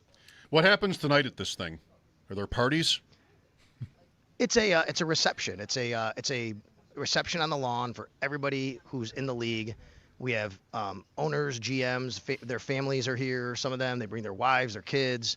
Their head coaches, there's some assistant coaches here, people within the organization, and then all the media. We all get invited as well, and it's basically everywhere you look. There's a bar at every kind of corner, and there's food at every corner, and the best food you can imagine, and it's beautiful, and there's a band on stage, and everybody's dressed up, and it's very elegant, and it's very awesome, but there's no recording anything. You don't go up to somebody with a microphone and do an interview. It's more of really kind of casual and laid back. Are we talking football? Sure, we're talking football. But honestly, Like we're just talking life, and it's pretty cool to kind of catch up with some of these people in a different realm, so to speak. I remember 2 years ago, I walked up to Mike Tomlin and I introduced myself and I said, Coach, I want to thank you. You said something about beat writers and the local media and how you think we all should be helping each other, and you try to do your best to make sure that all the beat writers and the local media, that you do your best to give them, the access they need to do their job. And that really resonated with me, and I appreciate that. And Mike Tomlin looked at me and said, oh man, that's really awesome. I'm glad you said that. Come over here and meet my wife and daughter. And we hung out for I don't know, a half hour just kind of talking. That's what it is. It's relationship building, getting to know people a little bit more off the field. Is there a goal for tonight? Maybe someone you've never met? Oh, I don't know. Now listen, I have met, I hung out with Pat McAfee last night. Him and his crew were at my hotel. And Pat said to me, hey, he asked me the same question. I'm like, what's this thing tomorrow? He said, that's why we came. Like, I'm here for this. Like, I want to see. And I told him, and he's like, oh, okay. Like, he didn't know. So, like, some people are here for this reason. Then he even said to me, he goes, Sal, there's probably people I don't want to talk to. So I might have said something about them, and they're really mad at me, and I still don't know. So, that can happen too. Is there a goal of anybody I have not met yet? I don't think so. I will have to think about that and get back to you. Okay. You just got to take it as it comes. Take it as it comes. Yeah, for sure. Hey, real quick, I listened to your conversation about hockey rinks. Little trivia, and I don't know if you guys know, Bulldog, you might know this because your son played over there, but I learned this last year. Did you know that Team USA in 1980 played a tune-up game at Nichols Arena? Yes. They against Yale. They had a big tune-up. They played 60 games or something. Tons of games. Yep. And they played a game, I think it was December 9th, 1979 at Nichols Arena against Yale. I do remember hearing about that, yes. Eruzione scored at the 10-minute mark of the third for 4-3. They won 4-3. That's the one game. I know that happened against somebody around that time. All right, Sal, enjoy the night. Talk to you tomorrow. All right, guys, thanks. That's our Sal Capaccio. For those of you watching on the Twitch or the YouTube stream, in all his sun-drenched glory out in Phoenix. Sal's appearance, on the stream or not, is brought to you by New York's only outlet liquor. When you need to stock up, it's the place to buy a case. What's your outlet? 803-0550 to reach us. Talking some Sabres, too. Mike Schopp and the Bulldog back after the break. This is WGR.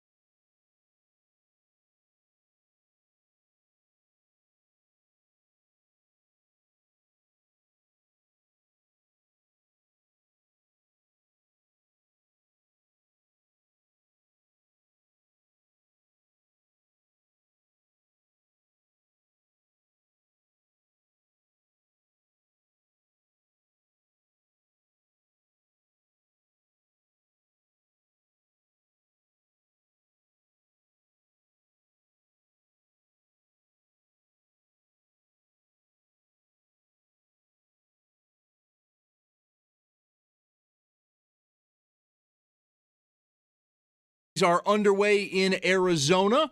Our own Sal Capaccio is on location this week, and Sal has the latest up at our website, WGR550.com, including the Bills picking up tight end Dalton Kincaid's fifth-year option, and the Bills-Browns working on finalizing a joint practice for Week 2 of the preseason.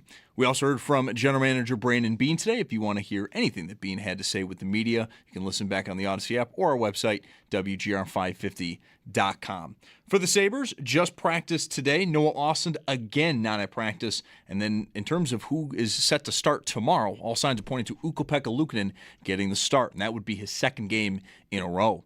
The Sabres Injury Report is brought to you by Hamburg Overhead Door. Is your garage door injured? Call the experts at Hamburg Overhead Door to get your door healthy again. And do stay tuned. We'll get the latest on the Sabres when Paul Hamilton joins the show at 6. Looking around the rest of the NHL, there are 5 total games tonight, but just one pertains to the Eastern Conference playoff race, and it's the first game of the night at 7. The Islanders will host the Penguins, and the Islanders next up is tomorrow night when they're at Buffalo. And then in baseball, the Jays, they host the Rockies just after 7 o'clock. The Mets are in St. Louis at 7:45, and the Yankees are out west at Seattle at 9:40. That's Paddock Chevrolet Sports Headlines. Paddock Chevrolet with you for the extra mile since 1935. I'm Zach Jones for Western New York's Voice of the Fan, WGR.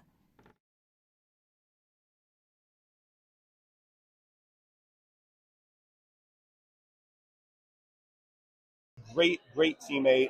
He was an integral part of our receiver room. I loved how he took coaching. I know he's got a history with Joe, and he's really looking forward to being with Josh Allen as well. He's a guy that personally I'm going to miss because I viewed him as one of the guys that helped champion the message that we had year one here in Chicago. So it was an emotional day for me when we did trade him. Bears coach Ben Johnson on now Bills receiver DJ Moore. Maybe Ben Johnson is somebody for Sal to go get later. Yeah. Why not? I've never met Ben Johnson. No. I've never met any of these people. Pretty much, yeah. I mean, I've met Bean. Yeah, we've had him on. We sat with him at training camp one of those early years. We did. Yep. Sure. Yeah. Right. That's it, though. I don't know. Brady. You and Brady are buddies now. I don't know. Yes. Yes. A higher up with the Bills and I were at a hockey game, not together, but we were with each other during a intermission. And I had my daughter with me. She's 14, and he looked to her. This is the move. Do you want to meet Joe Brady? And because, nothing personal, but I really don't. Like, I'm not here for that. But I would have, And she did. She said yes. She wanted a picture. She knew who that was. Knew who he was and wanted to get a picture with him if she could. Good job by Garner. So then we went and, did that. Yeah. He was great. Right. He said, oh, that voice. I know that voice. It's like I'm listening to you. Wait, did he say "ugh" first? Well, it wasn't "ugh." It wasn't "ugh," but it was more like this guy. That's close to "ugh." I think "ugh" was "ugh" adjacent. Yeah, it's "ugh" adjacent. And "ugh" was what was in his heart. I think maybe "ugh" was in his heart. "Ugh" was in his heart. I hate when "ugh" is in someone's heart. Yes, well, as it pertains to me or my friends. Yeah, that's tough. I haven't been his biggest fan. Yeah, so, no, right. I mean, got to own that when that happens. Just like Pat McAfee, I guess, at this party later. You're right. Right. Not going to be everybody's best friend. Not how it works. Here's Adam with us. Hello, Adam. Hey, you guys are cracking me up, man. Thank you.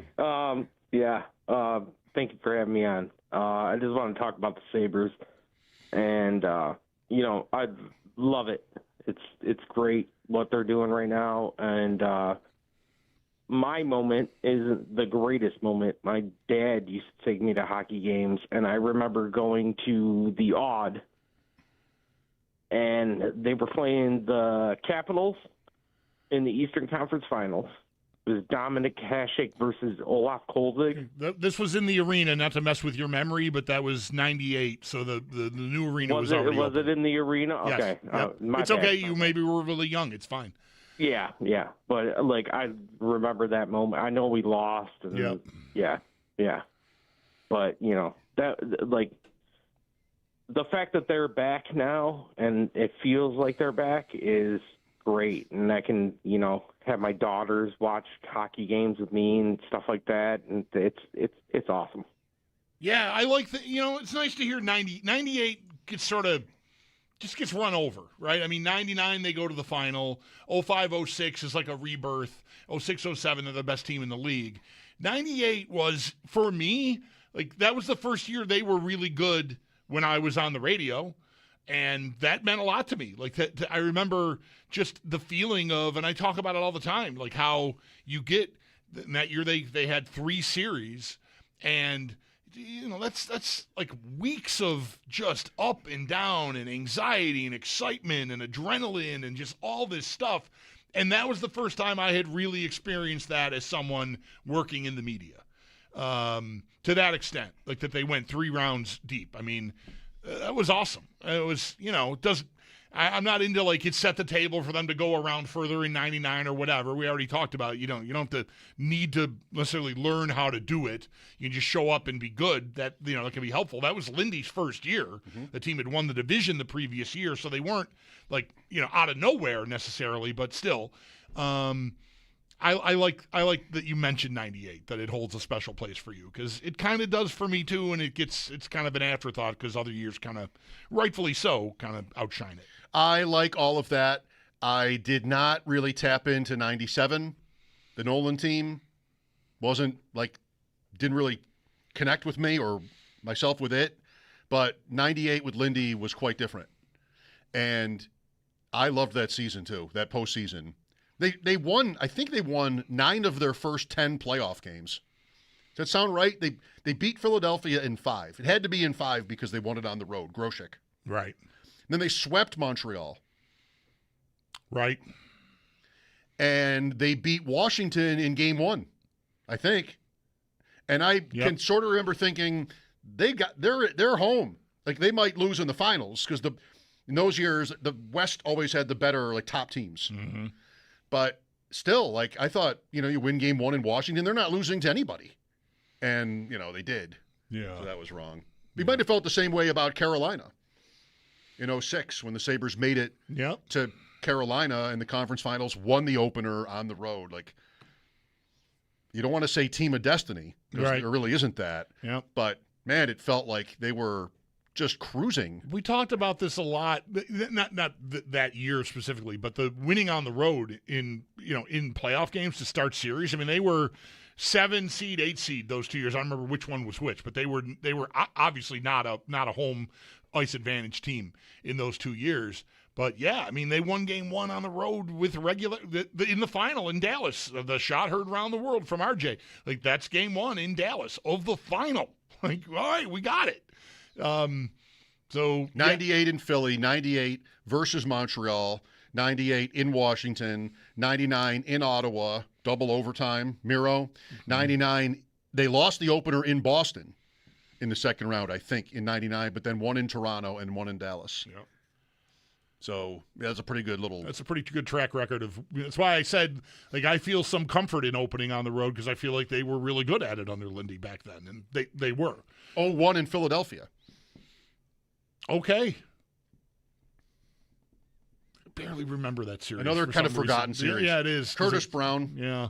Oh, right. That's he scores in overtime and runs up the sidewall near the penalty boxes, and Dom comes flying across, but he blows right by him. Dom goes flying through the camera shot. Yeah, yes. Yeah. That's all good stuff. They lost the first 2 games to the Penguins in the next round at home, and then 1-2 in Pittsburgh. You know what I did? I remember 0-1. The year before that, when they lost to Philly, the goal through the side of the net, that's the year I can barely remember. That was pretty quick. Yeah. Yes to 98.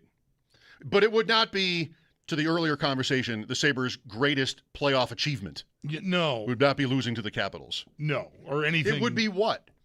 You liked 75 semis. I like 75 semis just for I'm pretty new.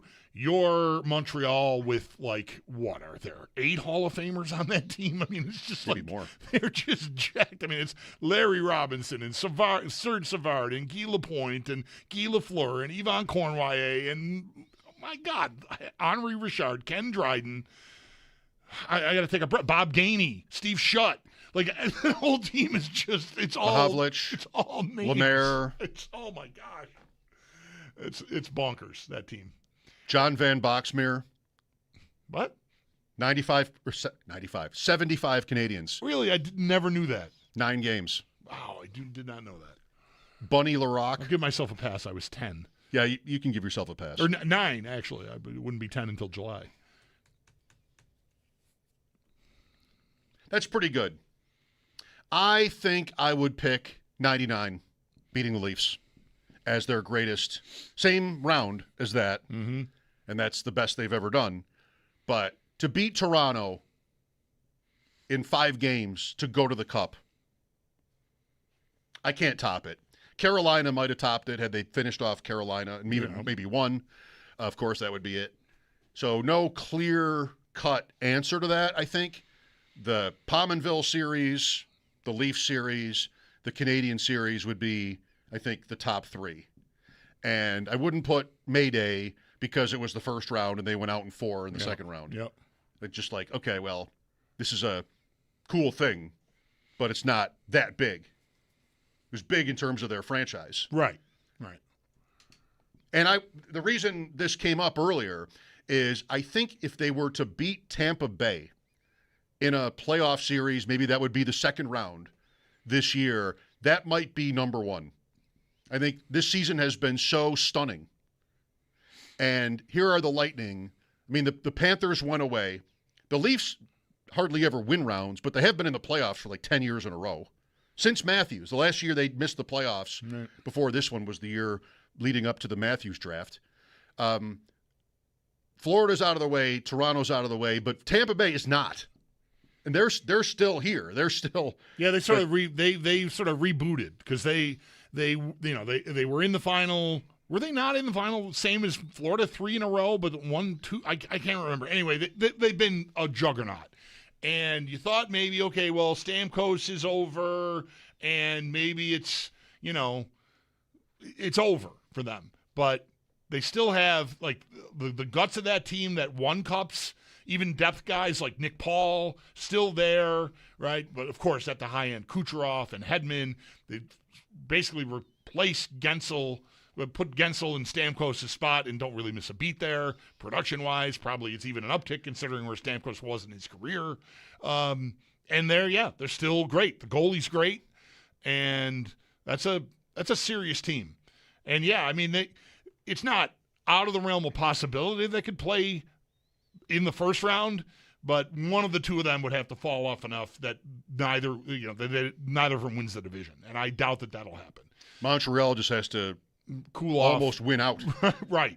And then Sabres Lightning could be 2-3. I mean, you will be playing them in the second round if they both win their first round series. That's how it goes. Like even if Tampa plays someone from outside in the first round, they're going to be waiting there if they win it for the 2-3 winner, and that would be Buffalo, Montreal right now.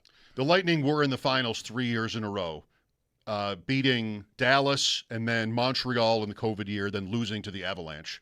That's their last playoff series win season. They've lost in the first round each of the last 3 years, once to the Leafs and then twice to Florida. Thanks for looking that up. So Florida did it the other way. They got to the final, lost, and then won 2 in a row, and now they're going to miss. So either Tampa Bay or Florida has been to the final 6 years in a row. Yeah. Let's change that. 803-0550 for your calls. Mike Schopp and the Bulldog here, WGR.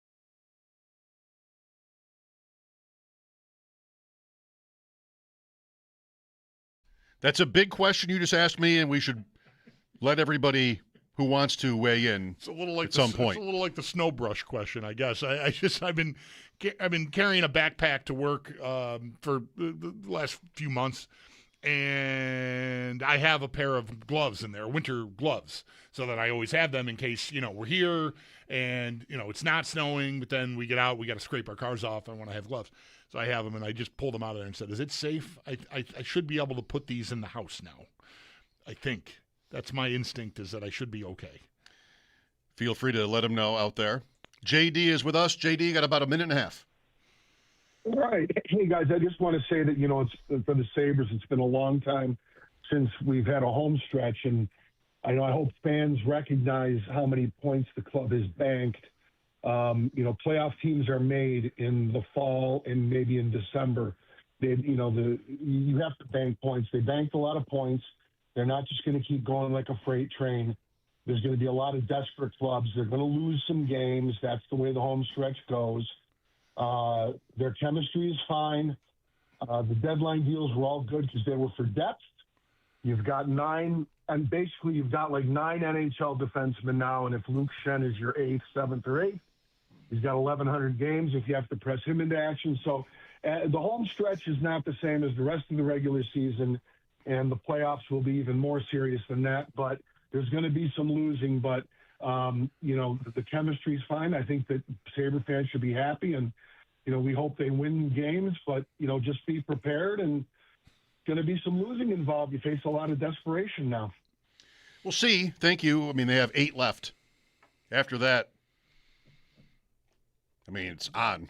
Try to not lose more than 3 out of every 7. After that, that's really going forward. That's the way the rules work. Yeah, right. I like the callers overall there. I think it's natural for guys to sort of just a little bit, just take a breath.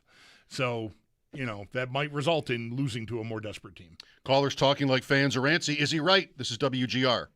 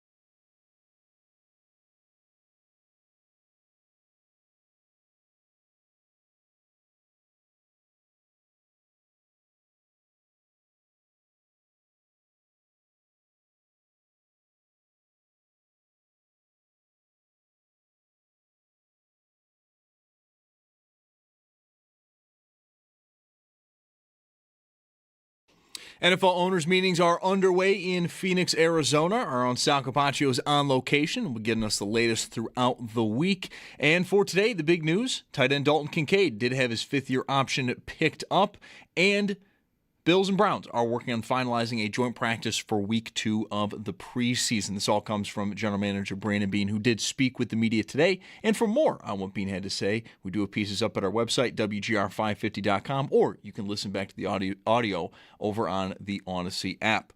For the Sabres, just practiced today. Noah Austin, again a non-participant, while for the goaltender matchup potentially tomorrow, all signs are pointing to Ukko-Pekka Luukkonen getting the start. That would be a second game in a row. And the Sabres Injury Report, it is brought to you by Hamburg Overhead Door. Is your garage door injured? Call the experts at Hamburg Overhead Door to get your door healthy again. Do stay tuned. We'll get the latest on the Sabres in just about an hour when Paul Hamilton joins the show. Around the rest of the league, there are 5 games tonight, but just one pertains to the Eastern Conference playoff race. And that is the first one of the night, 7 p.m. The Islanders host the Penguins, and next up for the Islanders, it's right back to it tomorrow night when they're at Buffalo. In some college hoops news, St. Bonaventure finds their head coach in Mike McDonald, the longtime head coach for Damon, and previously he was the head coach at Canisius. He is also a Bonaventure alum. In baseball, the Jays do host the Rockies. That game just after 7. The Mets are in St. Louis at 7:45, and the Yankees are out west at Seattle at 9:40. And heads up, football fans, as Pittsburgh prepares to welcome the nation to the unofficial beginning of the football season, the celebration will begin the night before with an unforgettable invite-only night of music taking place Wednesday, April 22nd at the Rivers Casino Event Center featuring Jason Aldean, John Morgan, and Shane Profit. Visit Odyssey.com/the-night-before to enter now for your chance to win this national contest. Prizes do include a round-trip airfare, a 2-night hotel stay, and 2 tickets to the show. That's your Paddock Chevrolet Sports Update. Paddock Chevrolet with you for the extra mile since 1935. I'm Zach Jones for Western New York's Voice of the Fan, WGR.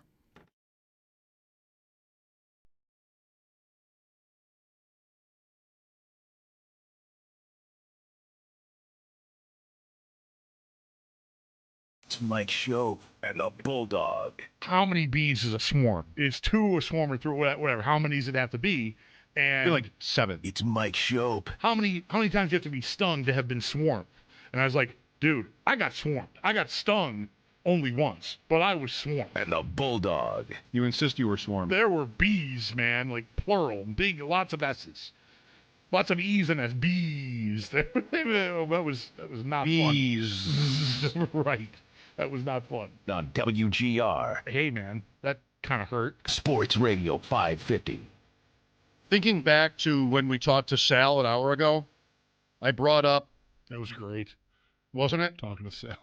Sorry. I brought up the possibility of the NFL going to 18 games, which seems to be inevitable. And he said there's been a lot of talk about that at the owners' meetings. And what I didn't say, I mean, add a game, what am I going to do? Yell?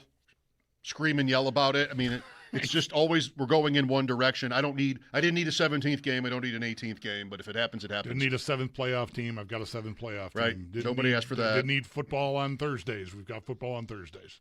Exactly. While it'll probably never happen this way, how much fun would it be if they did the thing where every NFL player has to sit for one game? Yeah. To talk about. Like the schedule comes out. All right. Mm-hmm.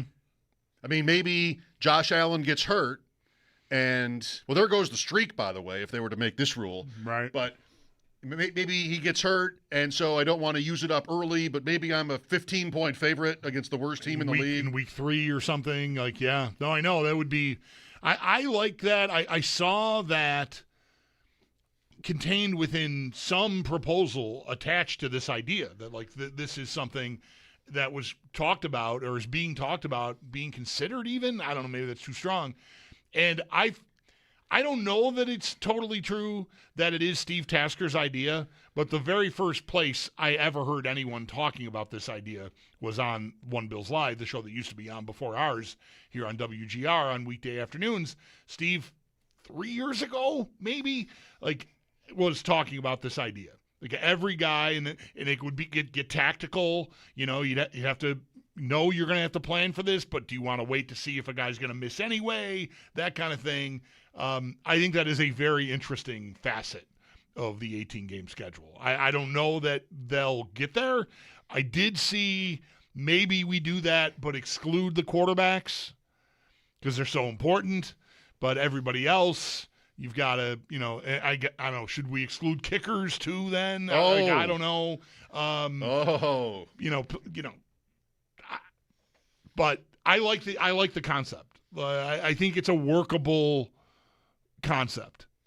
I mean, I think logistically it would be almost maybe impossible to run. Not impossible, just maybe more trouble than it's worth. Mm-hmm. But it would just be so much fun to talk about. Right. All right, everybody. James Cook. Want to wait until the end of the season to see if he's injured?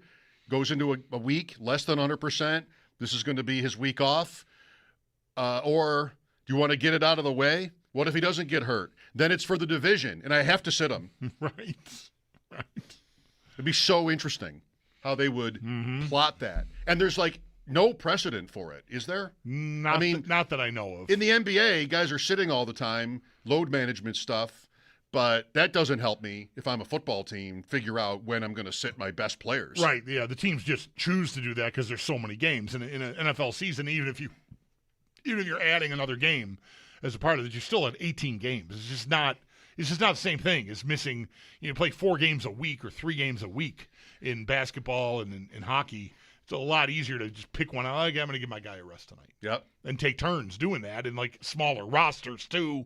In both by far, even basketball smaller even than hockey, but hockey significantly smaller than football. So yeah, it's just there's a lot more to consider, I think. Welcome to our show. 803-0550 is the number. Mike Schopp and the Bulldog here. The Sabres and Islanders tomorrow night. The Islanders have the Penguins tonight first at home. And then we'll make the trip here. So they're on a back-to-back. Luukkonen, it sounds like the Sabres are preparing to have start the game against the Islanders, which would be 2 in a row for him. That has not happened since the middle of January. And even Lyon, you go back before the Olympics to his playing 3 in a row at one point. Luukkonen was hurt. Leading cost into him the Olympics. Right. So the Sabres haven't doubled up on any goalie in more than a month, almost 2 months. Right. And for Luukkonen, it's 2 games in January against Minnesota and Carolina. Very rarely done it at all outside of injury. So the rotation they have been very loyal to that rotation for the season. But that does the signs are pointing to that ending tomorrow night, which to me is an indicator that they are probably inclined to want to lean that way when the playoffs get here. And we were talking last week a lot about just how much experimenting should be done with the roster, the lines, the D pairs. The goalies are a part of that too. If you're thinking you want to have one or the other be the main guy when the playoffs begin, well, you might want to see how they react to playing every other night for a week, leading up to it. And my guess would be that this is Luukkonen's quote-unquote audition for that. He's played very well the last 2. Lyon has maybe had his 2 most uneven games in a row all year. I can't remember Lyon having 2 off games in back-to-back appearances for him. Mostly if he's vulnerable one night, the next night he's back, and he's just had an excellent year. But he's been a little rocky. Luukkonen has been better, and we're running out of runway here to try out whether or not one of these guys can handle it. So my guess is Luukkonen goes tonight or tomorrow night, and if it goes well, I might guess he gets Thursday in Ottawa too. If you're going to go all the way with this, let's really go all the way with it and see what we have here. If it doesn't go well tomorrow night, then I think you're back to the rotation, and then maybe Lyon, if he rights the ship against Ottawa, maybe he gets a turn before they run out of games. But the big takeaway to me is they're probably eager to see if one of them can do it so that they don't stay beholden to a rotation when the playoffs get here. And I don't know what the numbers would tell them about that, but hockey history tells you teams usually choose a number one goalie for a playoff run. Not always, but yes. I mean, the Sabres a long time ago alternated. Maybe more teams did that then, but yeah, this, as we've been leading up to these last few games and then the playoffs, we're talking about the talking sometimes. Like I was in a conversation over the weekend about this, how football is so much more conducive to interesting conversations with, play calls and run versus pass and fourth down and all the different decisions. It's really almost never about, would you have caught that? 803-0550. It's more, like decisions that are made by the coach, by the quarterback in games. Whereas hockey doesn't really afford you the same luxury, in our job. Like, should they have dumped it in? Right. I just like it. Right. What you do have, though, is who plays. And that's what I think, and maybe this is an example of that. I don't think we've heard from anybody about this today, but still, where, all right, this is going to be one where fans are going to have opinions, all over right now what they should do. And I just hope that it doesn't end up being about how it goes, like. Oh, well, good luck with that. I know, right? Right. I mean, Luukkonen to me is in tougher than Lyon in that he has been here. And so I think that you just have more of a feeling of him. He's not good enough because he's been on this team that has not been good enough. And so that can't be my answer. I think that is sort of, that's there. You got to kind of climb up on a little step stool and look over that, I think, to try to be objective about it. But it's hard. Lyon has not ever let you down yet. He's brand new. And so he's familiar in that he's been in the league, and that can come with its own set of biases, right? Like I'm over here waiting to tell you the last time he was hot rolling into the playoffs, he got pulled 2 games in and his team turned it around and went to the final. Like that was 3 years ago with Florida. And so that's not a very large sample size, but it's what we've got. And it sort of steers me, I admit, like objectively, it steers me away from wanting to hitch my wagon to Lyon, right? Whereas I'm able to sort of look past Luukkonen's shortcomings on teams that weren't ever anywhere near this good and say like, all right, well, this is a different time now. He's the more talented guy. Let's take that out for a spin. I don't know that I'm right, but like that, the place I'm standing is that, and you can be just a couple of feet to my left and see it absolutely the opposite way. Like Luukkonen isn't good enough. I've got all these games I've watched, and Lyon has better numbers this year. His goals saved above expected are better, even with this recent dip. So you should do that. He's a veteran, whatever. Like there's an argument on both sides of it. I always thought they would lean Luukkonen as soon as Lyon gave them an opportunity. Is that what's happening? And I think that's what's happening. I think these last 2 games from Lyon, he's not been a slob or anything, but I said Friday night, like he just didn't make saves he's been making all year to give you a chance to get into the game. Instead, it's 3-0, and you're just chasing all night, and you never got there. So, bad timing for him, but I think that lends itself to the idea that they've been sort of waiting for an opportunity to kind of wedge Luukkonen to the front of the line. I think eventually we're going to hear Ruff and even maybe Kekalainen talk about, I hope it happens, like talk about why one goalie is better. I mean, it sounds a little bit like when they talk about running backs and how running backs like to say the more they get the ball, the better they feel. Right. Which, okay, I mean, there's something to that, the drum beat, the rhythm.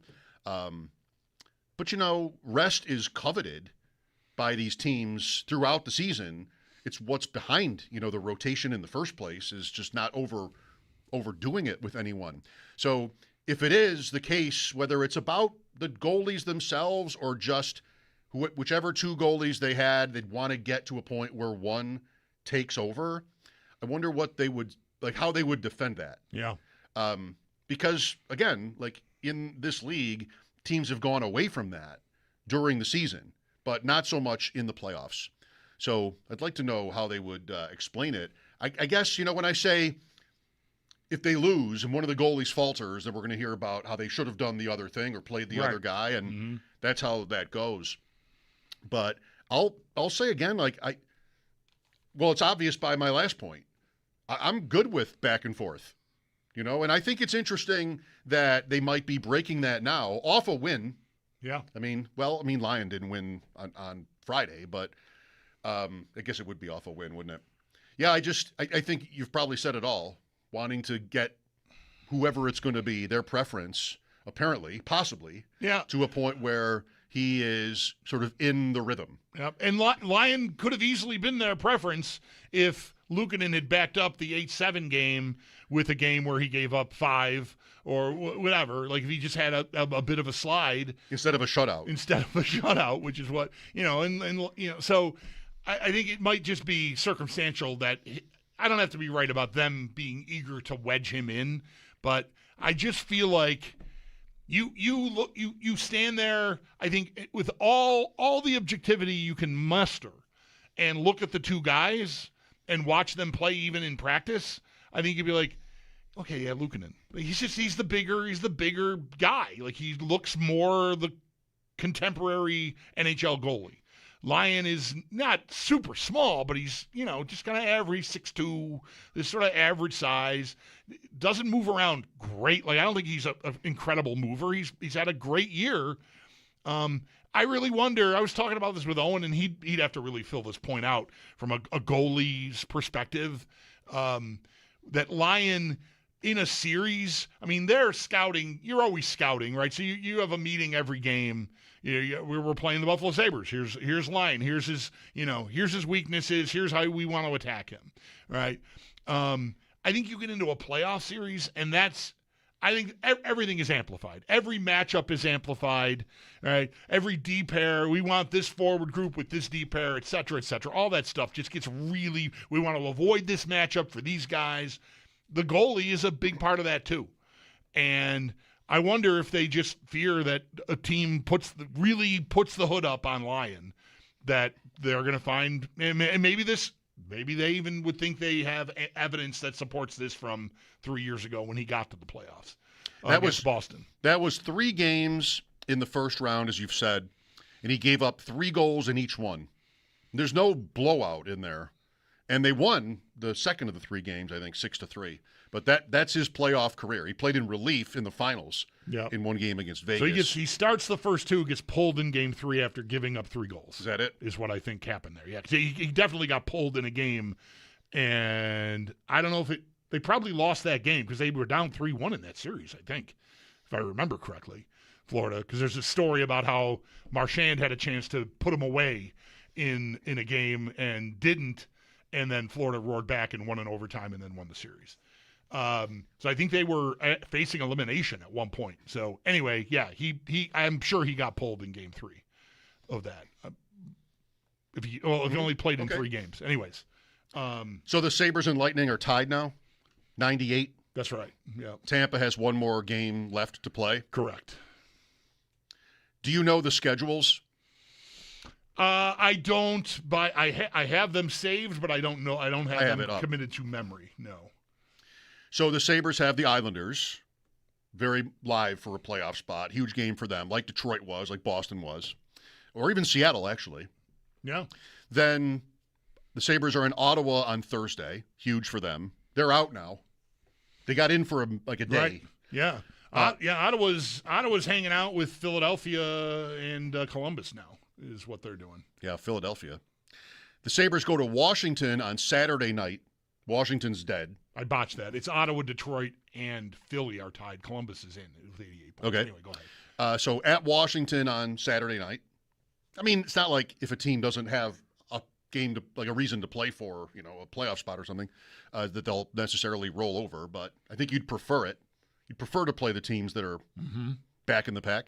Tampa is here Monday. You think Vasilevsky will play in that game? Tampa at Buffalo. They have an off day before that. They have Boston the 2 nights before that. So yeah, I'm sure Vasilevsky will play that game. But they do play the next night in Ottawa.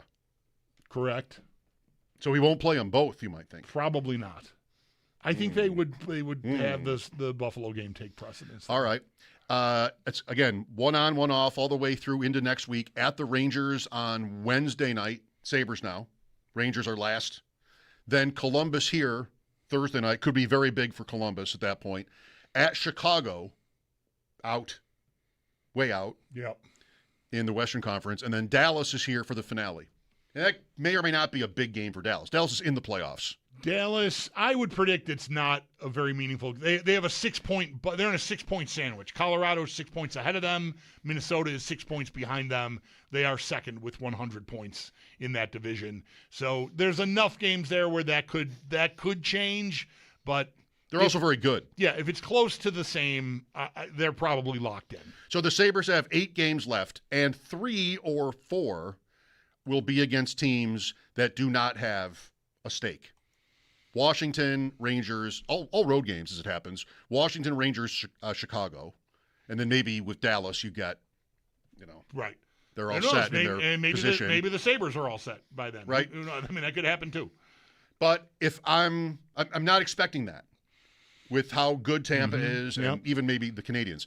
The Lightning schedule is only teams that, at least at the moment, are competing for playoff positions until their finale. Their last game is home to the Rangers. Right. But before that, Montreal tomorrow, Pittsburgh at Tampa on Thursday. Boston is there on Saturday. They're here Monday, then in Ottawa the next night, at Montreal next Thursday, at Boston next Saturday, and then the Red Wings. Yeah, it's hard. That's tough. We have the better schedule. I think that's tougher. Yeah, they just have an extra game, right? Or the Lightning have an extra game, right? But I'd rather play our teams. Yeah, I think that's I objectively think that's totally fair. Yeah. You want to contemplate Carolina just for the sake of the 1 seed? If you're there, even thinking about it, they have. Let's see, where are we? Okay, tomorrow night they are at Columbus. They have a home and home with Columbus, Tuesday, Thursday. So at Columbus on Tuesday, home for Columbus on Thursday, Islanders at home on Saturday, at Ottawa on Easter Sunday, Boston home on that Tuesday, then at Chicago, at Utah, they're in it, Philly the following Monday, the 13th, and they close at the Islanders. And Philly's live right now. I mean, they had a great weekend. Carolina, 9 left, 6 on the road, including their last 4. Yeah. They also the story is Utah. They also have the 98 points. So they're tied with Buffalo and Tampa in points. They have also played one fewer game than the Sabres, just like Tampa. Should Bulldog want a Stanley Cup final between the Sabres and Utah? Pros, you're in the Stanley Cup finals against Utah. Cons, constant Fletch references from me. Oh, boy, yeah. For what is that, 2 weeks? Yeah, that's about it. I bumped into Alan this morning. You know what I can't figure out? Alan's in Utah. I can't figure out what I was doing in Utah this morning. Mm-hmm. If I had a dime every time one of Alan's flyboy buddies tried to pick me up, I'd be a rich woman. You are a rich woman. See what I mean? We're not even there yet. 23 years and counting. If that's the finals, 803-0550, should Bulldog want Sabres, Utah? Just so I can absolutely hammer you and everyone with Utah jokes. That no one will understand. Right. You only would know anything about it if you saw a movie from the 80s. That wasn't even that good.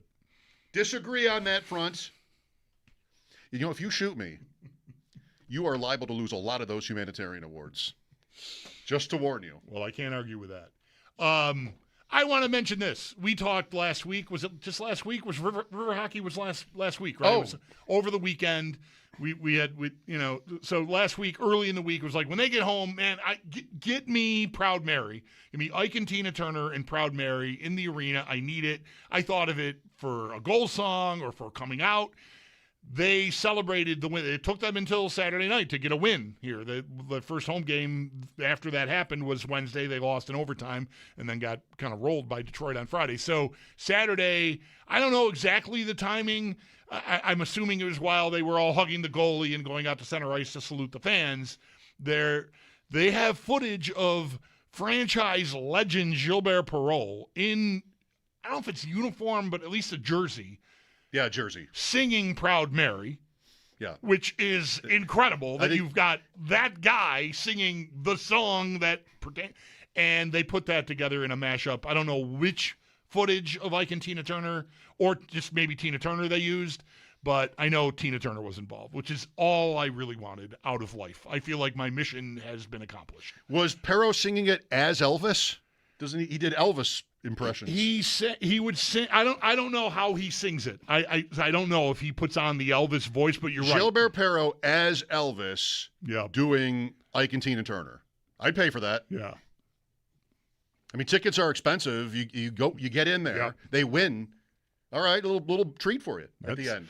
That is something that'll keep me in my seat until the 3 stars. I can tell you that. If that's the timing of it, which I would assume it is. And I didn't see any footage of it from Saturday night. I just got numerous messages that it was happening. And you think it's because of the reference to river hockey and what we talked about? I won't even say 110. I'll say 100%. Thank you. Yes. Even after my Utah. I'm very confident that was, I think whether they might have thought of it themselves, I don't know. I mean, who knows? But I don't think us talking about it for 2 days hurt. So I feel like I've accomplished something river hockey this season. Lines are open for your calls. The Luukkonen stuff, playoff possibilities running through our heads. Mike Schopp and the Bulldog here, WGR.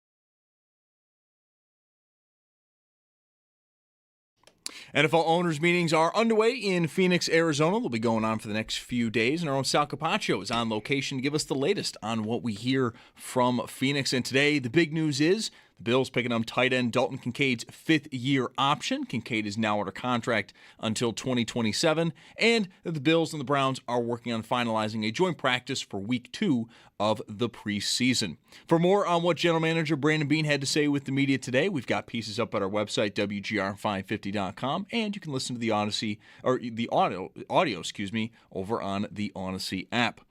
For the Sabres, just practiced today. Noah Austin again not practicing, and then this comes down in just the last few minutes. The team has announced they have recalled defenseman Zach Metza from Rochester. Stay tuned. Coming up at 6 o'clock, we'll get more on the Sabres as Paul Hamilton will join the show. 5 other games tonight across the league. Just one, though, pertains to the Eastern Conference playoff race, and that is the first one. 7 p.m., the Islanders host the Penguins, and the Islanders, next up for them, they are going to be at Buffalo tomorrow night. And then in baseball, the Jays, they host the Rockies just after 7. The Mets are in St. Louis at 7:45, and the Yankees, they are out west in Seattle at 9:40. That's your Paddock Chevrolet Sports Headlines. Paddock Chevrolet with you for the extra mile since 1935. I'm Zach Jones for Western New York's Voice of the Fan, WGR.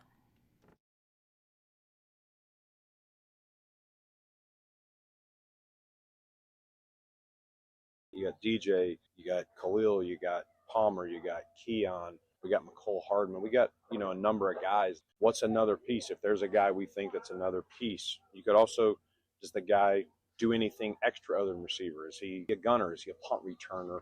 Like all those conversations, how does he get to game day? How does he help us? Is he getting a jersey?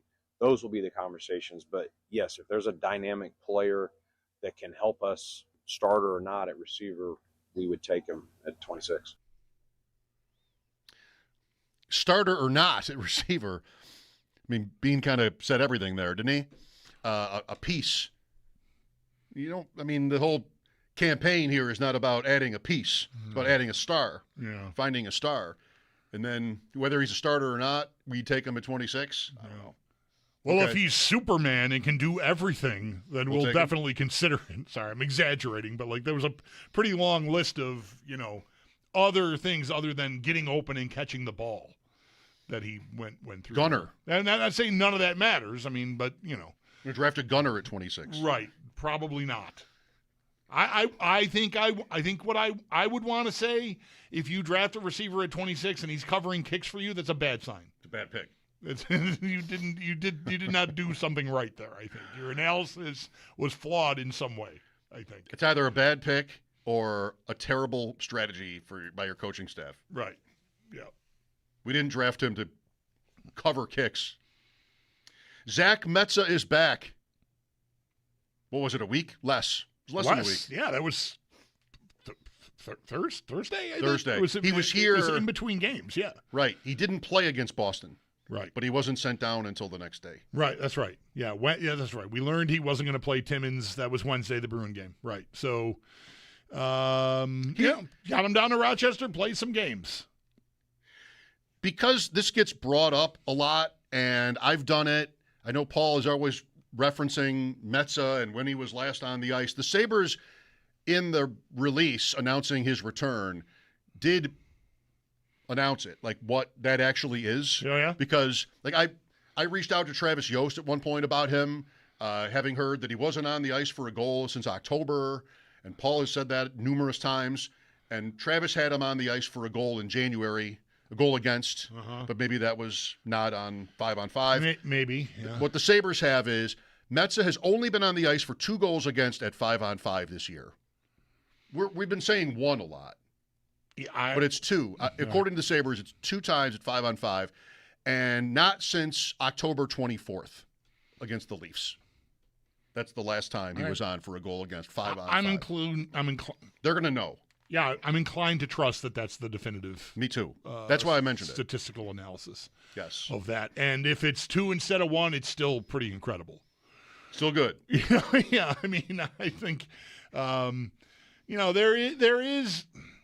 We've already been through it. He's back. We'll see what that means. Today's the day. Paul's story from today's practice is maybe Kesselring gets a turn, right? Like so we'll talk to Paul in a little less than half an hour here coming up at 6 o'clock and take that out for a spin. But now, considering that Metz is back, we'll see what that exactly means. I mean, they wanted him to play. That was the reason for setting him down in the first place. So does his being brought back up indicate that he's right back into the lineup? They wanted him to play, but not for them. Right. He could have just played for them. He could have just played for them.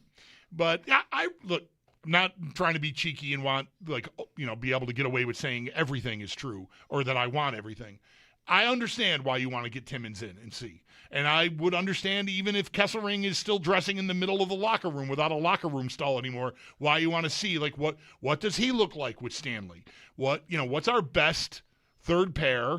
And also, let's just make sure these guys aren't mothballed until game 3 of round 2 and suddenly we need a guy, right? So get him a little action, great. But if Metza was sent down so he could play because they wanted to do that, I wonder, I don't know Rochester's schedule, so I don't know how busy they are or not busy they are this week. We have been reading schedules here, so right, maybe we should read theirs. I did read Kevin Aklubja's game story from their game over the weekend. Did they play Jacksonville? And reposted it. There was not a jumbo shrimp on the schedule as far as I know. But if the idea was we don't want Metz just sitting here, I don't know if this means he goes right back in the lineup now that he's back here or what.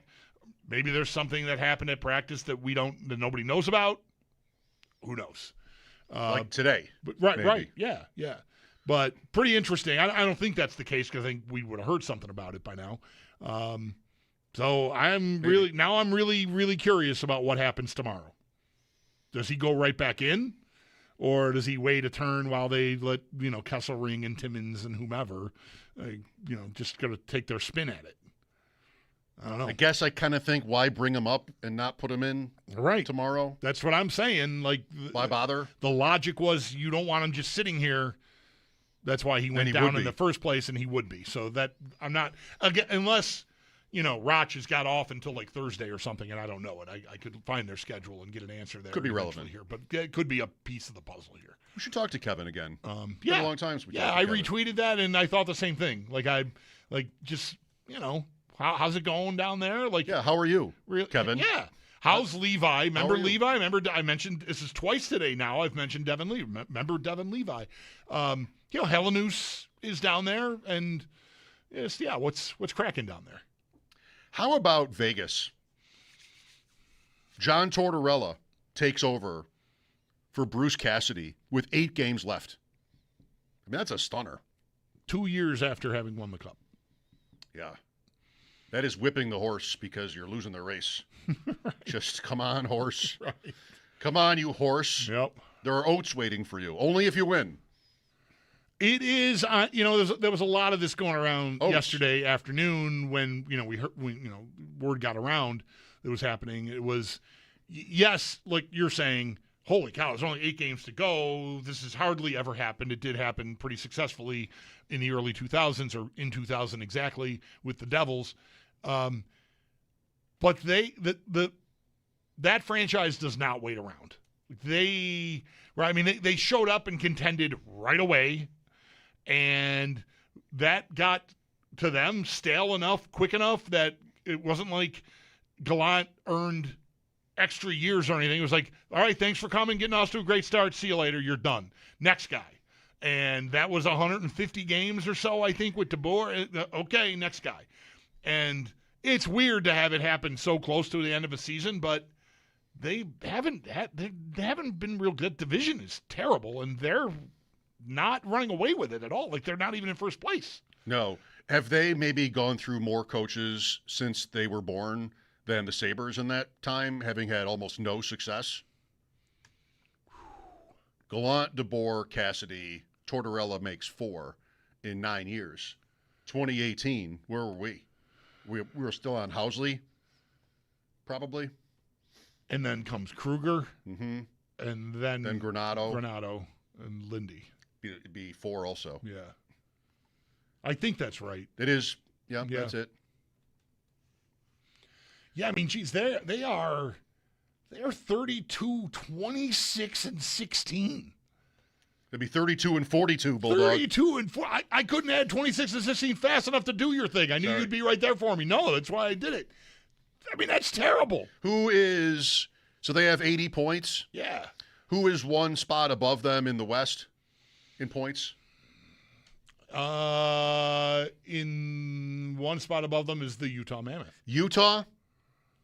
Frank, the story is Utah. Hey, Zach. It's a completely irrelevant question because they're in the other division, so I just totally forced that on you. I'm glad you answered it, honestly, though. Only one. Yes. I want to at least give myself this much credit. By the time the "you" was out of my mouth, I knew. But I was like, I'm too late. I'm just going to do it. But I saw it. I read it, and I went, I'm going to say you. Oh. So you could just say Mammoth next time. I was a little quicker. Avoid spare it that yourself. way. You go to Utah, Fletch, you stay in Utah. I got to put up a poll. What? Does anybody know Fletch out there? Do you know what my boy is doing over here? Do you have any clue at all what's happening? I have not seen the movie in probably more than 10 years either. It's really great that's all still locked in there. It's that far in. Yeah. On Saturday, I was home trying to find my glasses. They were on my face. Is that the movie or is that real? That's true. But Utah quotes from Fletch, the glasses were on my face. Where are my glasses? You're wearing them. I thought maybe you were being just as standard unfunny.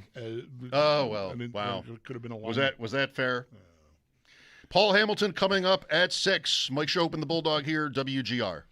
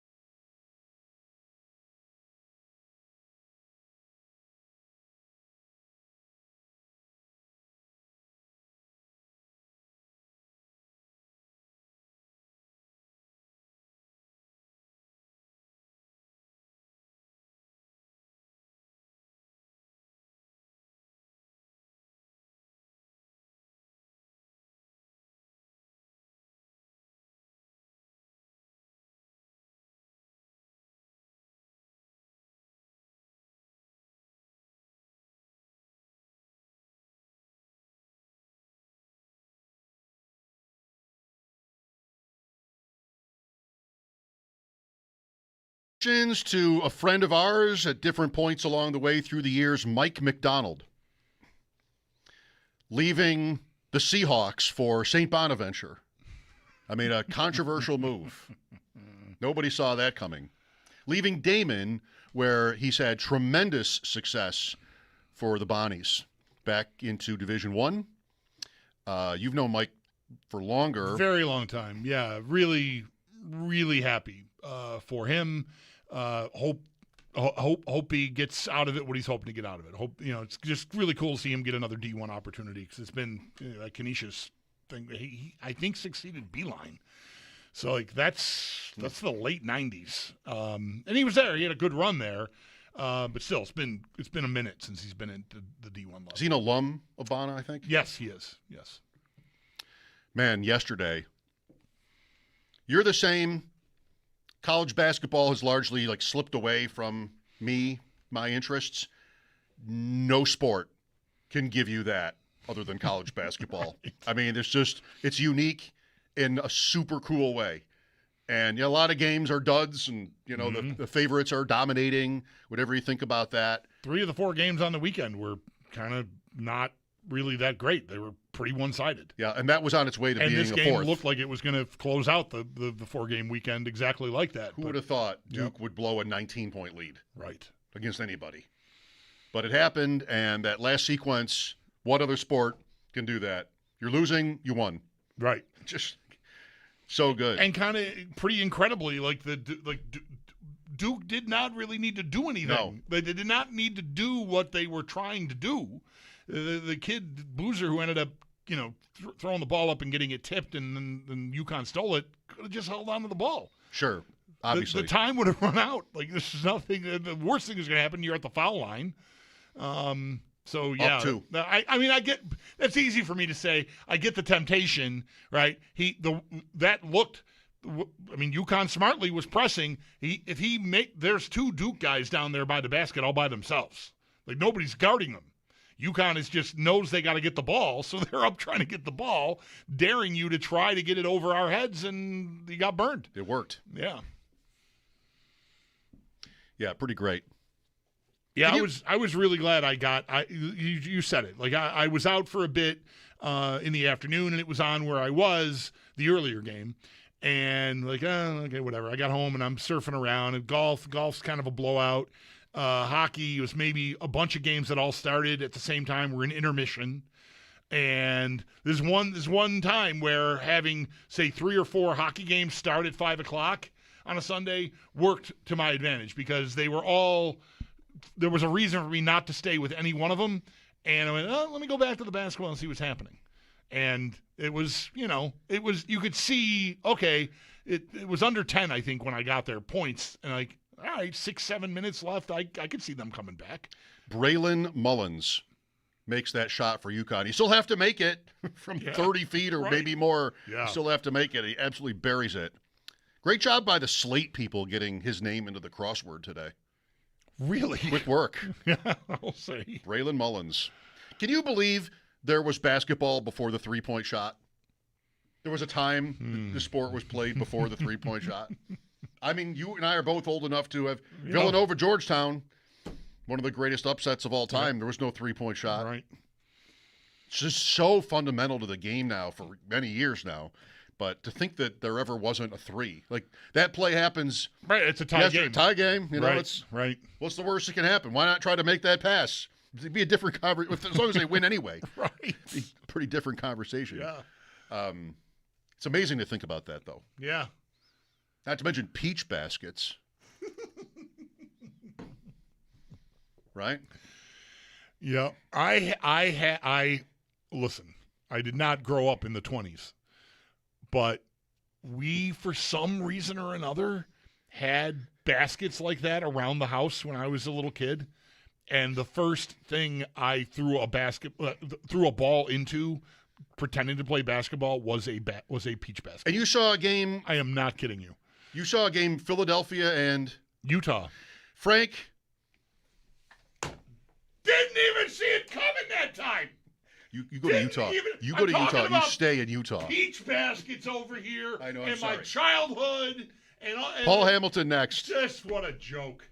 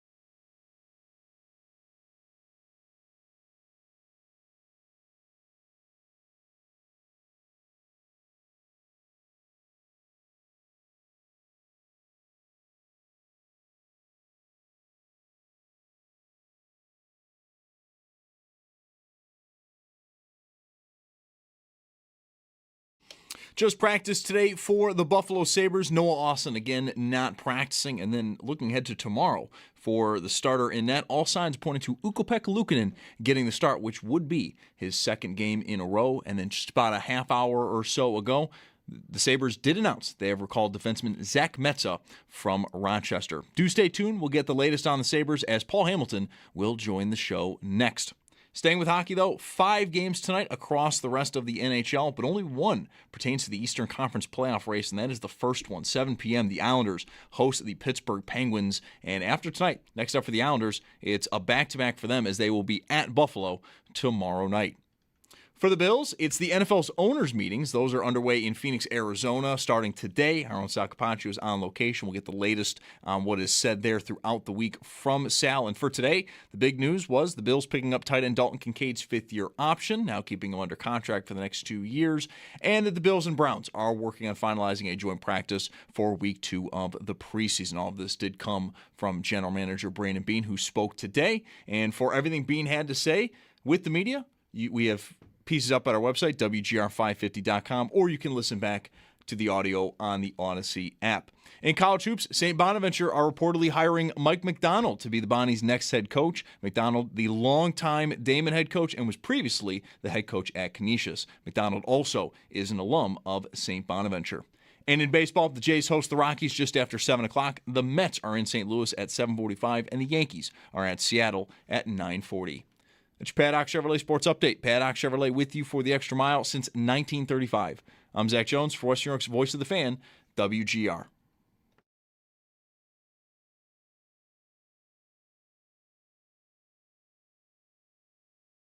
It's Paul Hamilton. Oh, Ceronic and Hamilton going at each other, and Sawinski tries to do it. We have the fight. With Mike Schopp and the Bulldog. Knocek was just totaled by an Iowa State player against the board. I think it was by Hamilton. On WGR. Really a pretty unnecessary hit by Hamilton. Hamilton is still awfully mad. He's being held back. Number 17, Paul Hamilton. 2 minutes for charging, 5 minutes for fighting, and a misconduct. Sports Radio 550. Listen to those penalties. Some would say they were not deserved. Paul would not say that. No, I think he's said He's on owned the it. record numerous times he earned every minute of those. Yes, yes. Nice little trivia question from Sneaky Joe. You and I just hammered out the answer together. Took me a minute, but you got there eventually first. Joe says the Sabres have only ever had one playoff series against a defending cup winner. And I went through their entire history and could not think of it. I guessed 73, not knowing if Montreal won in 72, but they did not. And the answer, and some might say, of course, the answer is 75 Philadelphia, because the Flyers won the cup in were the 74. defending cup champs that year. So good one, Joe. I'm not speaking for Joe, but you can use that as far as I'm concerned. We didn't give Paul a chance to play. Paul, did you want a chance Paul to play? now joins us on the Western Hotline. Hi, Paul. Well, I knew 73 would not have been right because the Bruins won the year before. Yes. So I would have had to think a little bit longer, but I probably would have come up with that, yeah. Best if you went all the way back like we just did to Right. answer the question, because if you went the other way, you'd have been there a long time. Yeah, right. Right. Thought maybe the Islanders, but no. Yeah, you got to go back to like their 4th playoff series ever. Yeah. That's where it is. And what second time ever? They didn't make the playoffs in 74? No, right. Sabres? 73 What was wrong a with that one-off, team? and then 75 they went back. What was wrong with that team? I don't know. I don't remember the 74 Sabres. Paul, over to you. What was somebody hurt? Like, why would with all their star power were they not good enough to make the playoffs? Only 5 teams didn't, or so, right? Yeah, that would not have been the year of a Perro injury. That was too early in his career. I don't know. He broke his leg the Team Canada year where he Right. was playing with Gretzky and Lafleur with what the best line, many, including myself, say the best line they've ever seen. And Perreault was the best of the 3. Okay. And he broke his leg, and that was the end. He missed quite a bit of the regular season then. Yeah. I remember him getting hurt. Mike Robitaille and he collided. They were this is when Roby was on Vancouver. And this was early. Is this the injury you're thinking of? No. Because I feel like that's No. early. That could be 74. No, he got hurt against Washington One of his injuries, that maybe this one that Paul's talking about, was like crashing into the net or something in Washington. He got hurt for Team Canada, playing for Team Canada. He got hurt and then playing he was for out Team a while Canada. when he broke his head, when he broke his leg. Okay. Well, let's get to things we might know about. At least, I mean, Bulldog and myself. Let's see if we can get one right here. The weekend, Paul. I mean, they might have, you might say this. Did they salvage it by that win over Seattle on Saturday? Because to not get there after Friday's loss would have been tough. Yeah, that was a good win for them because they had to work hard to get it. It was a hard-fought win. You know, they worked hard, they got it. They had to take it all the way into a shootout, and were able to get the win. So I think that was a good win for them to try to get. And, you know, I think everybody got spoiled for a while, not realizing, you know, they're human, and every team has a blip. The Tampa Bay Lightning have just gone through one. The Avalanche have just gone through one. The Stars have just gone through one. And the Sabres hadn't gone through one in a long, long time. So they had a blip. And honestly, they got points in 2 of the 3 games of the blip, and had opportunities to win each game. So, yeah, it was, it was a good win for them. I think it's a needed win for them. It got them out of their little funk. They got good goaltending and, from Ukko-Pekka Luukkonen and won the hockey game. I guess we'll decide after tomorrow's game whether the blip is continuing or not, Paul, because like a shootout win, however the game went, is not to me evidence of like you're out of the woods. Like they maybe their game might still need some sharpening up.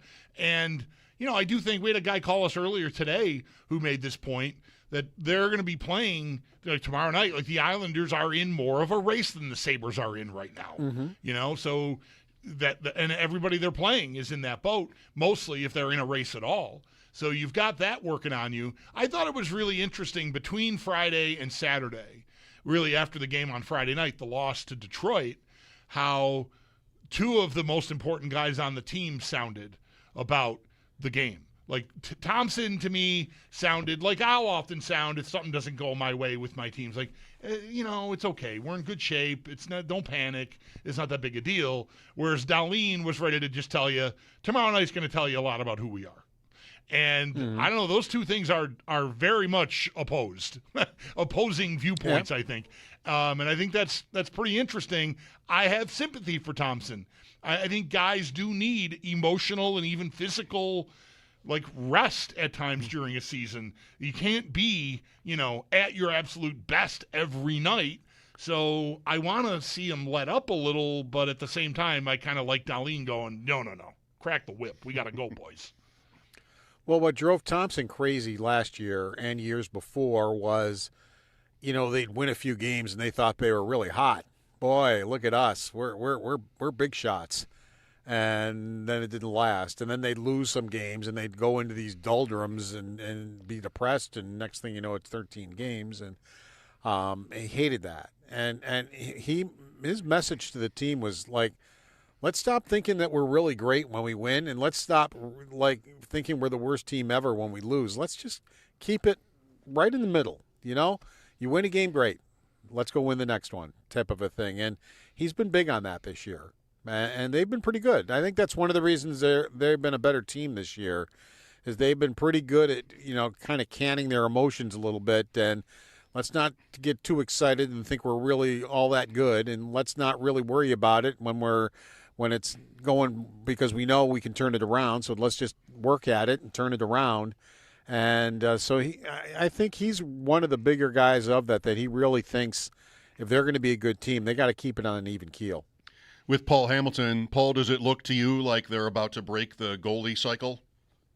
Yes, they are going to break the goalie cycle. I had a chance to chat with Luukkonen today, which you'll hear tomorrow.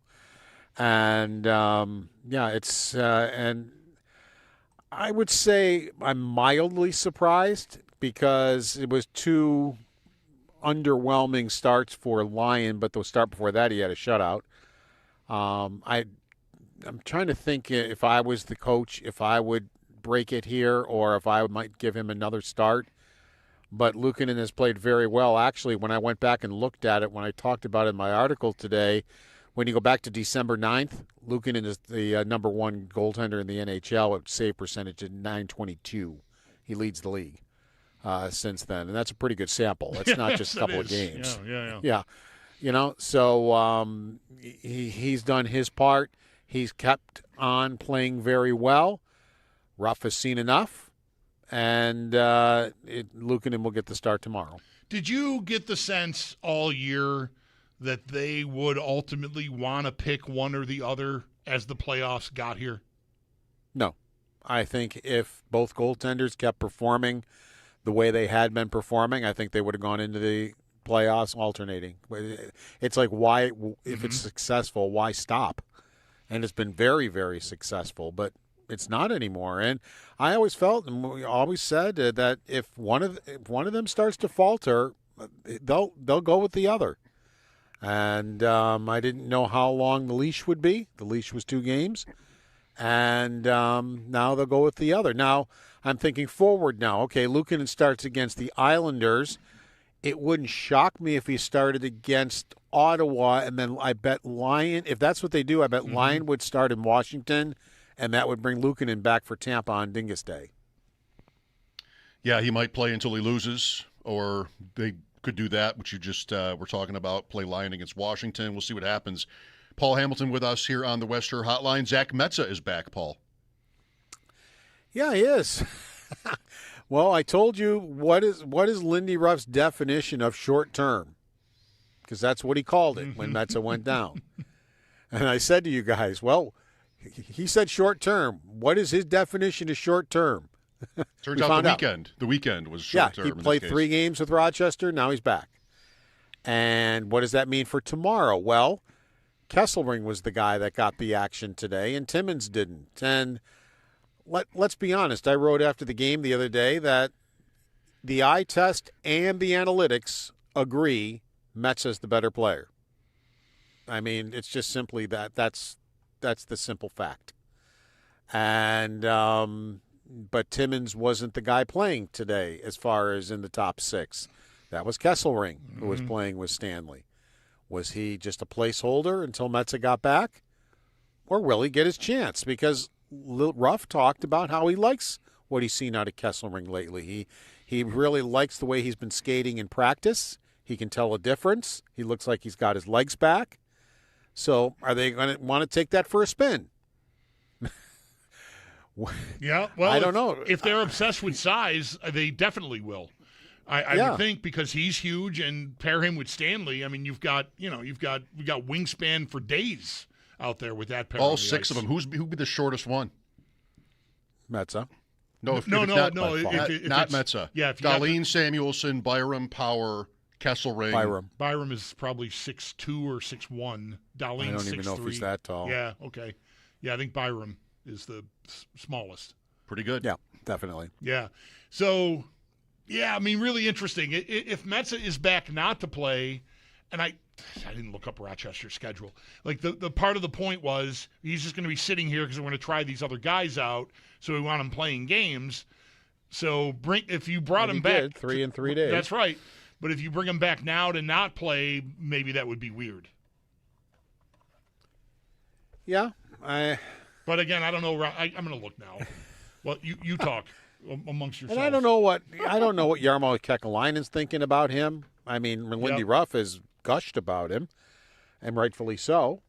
Talked about but Lindy Ruff also wanted Connor Timmins on this team, right? And got him in a trade. So Adams traded for him because Lindy Ruff wanted him. So I think Lindy Ruff wanted to get him back in the lineup and get a look-see. First game went well. Second game, to me, was basically what we saw before he got hurt. The one game he didn't kill penalties very well. He was on the ice for and made a really weird play on one of them. The first power play goal on Friday. When running out to the top of the circle, and it's like, whoa. And DeBrincat winds up with a rebound goal. But, he was turning the puck over 5-on-5. It was just basically what I'd seen before he got hurt. Some good parts and some bad parts. So, and as I said, the eye test and the analytics tell us that Metza is the better player. It's as simple as that. Amherst play Wednesday, Friday. So they've got a few days off here to start the week. But Wednesday, Friday are their next games. So just to fill that in for you. Well, that really is the whole thing here, Paul. Starting on Thursday, really. Wednesday he was scratched. Thursday he went down, and then we just started on this ride here. And then, of course, you just referenced it. I mean, the game starts Friday night, and there's 2 power play goals with Timmins on the ice, and absolutely at the scene of the crime on the first one. I'm like, wow, this is off to a great start. This guy's reason for being in the lineup is the penalty kill, and it's 2-0 on the penalty kill. Woof, right? So I wonder where it'll all land. I was talking last week like maybe they had made decisions about it, but maybe it's still up in the air. What they want their idealized game 1 lineup to look like. I think so. I agree with you. I think it is up in the air. That's why it wouldn't shock me if Kesselring gets to play tomorrow. But it's getting to a point where it's getting very difficult to guess what Lindy Ruff is thinking here and what he wants to do and how he wants to handle it. And it's like with Ostlund out. Well, first it's Pearson, then it's Kozak. Tomorrow might be Greenway. Greenway has progressed very well, and Ruff has gotten some good reports and said he may play tomorrow. He said both of them may play tomorrow.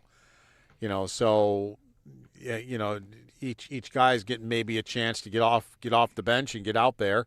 Kesselring has been sitting for, I believe, 9 games now, if I remember correctly what I wrote. And maybe it's and Lindy Ruff, he doesn't go out his way to compliment guys to BS us. I mean, if he said he's been watching him and he's liked the way he's been skating and he thinks he's been faster, then I think that's what he's been seeing.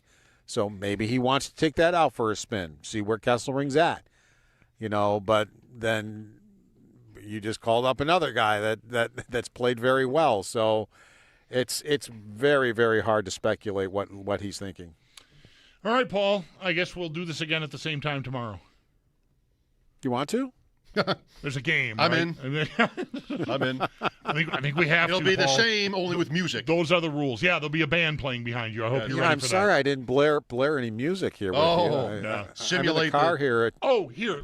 Let's housekeeping. Let me clean this up. I did some Googling while we were chatting. So, Perreault, you were both right. Perreault was hurt in 73, early in 73. He only played 55 games that year. It was a collision with Mike Robitaille, but Roby was on the Sabres at the time. So teammates collided at center ice. I still have the picture somewhere in a scrapbook. I swear. So that's maybe a part of the reason they had a down year. And then you're right as well. He did get injured with Team Canada in 1980. Where is it? I had it a second ago. 81. Was it 81? 81, you're right. He was playing with Gretzky and Lafleur and suffered a broken ankle and then missed some regular season games too. And there was no question he was the best one of the 3 in the line. And the line was phenomenal. I still to this day have never seen anything like it. They were just dominant. There's no Washington goalie collision. I don't have a Washington goalie collision here. I have a Palmateer flashback with Gilbert. Don't know. All right, maybe I'm the one left out. Paul, thanks. We'll talk tomorrow. Take care, guys. There you go. Paul's appearances with us here on WGR, brought to you by Raylax Honda. Raylax, we got this. Speaking of height, Byram listed 6'1", 205 on Hockey Reference, so that would be the shortest of the 6 if we're in Kesselring territory. Yep. As you guys said.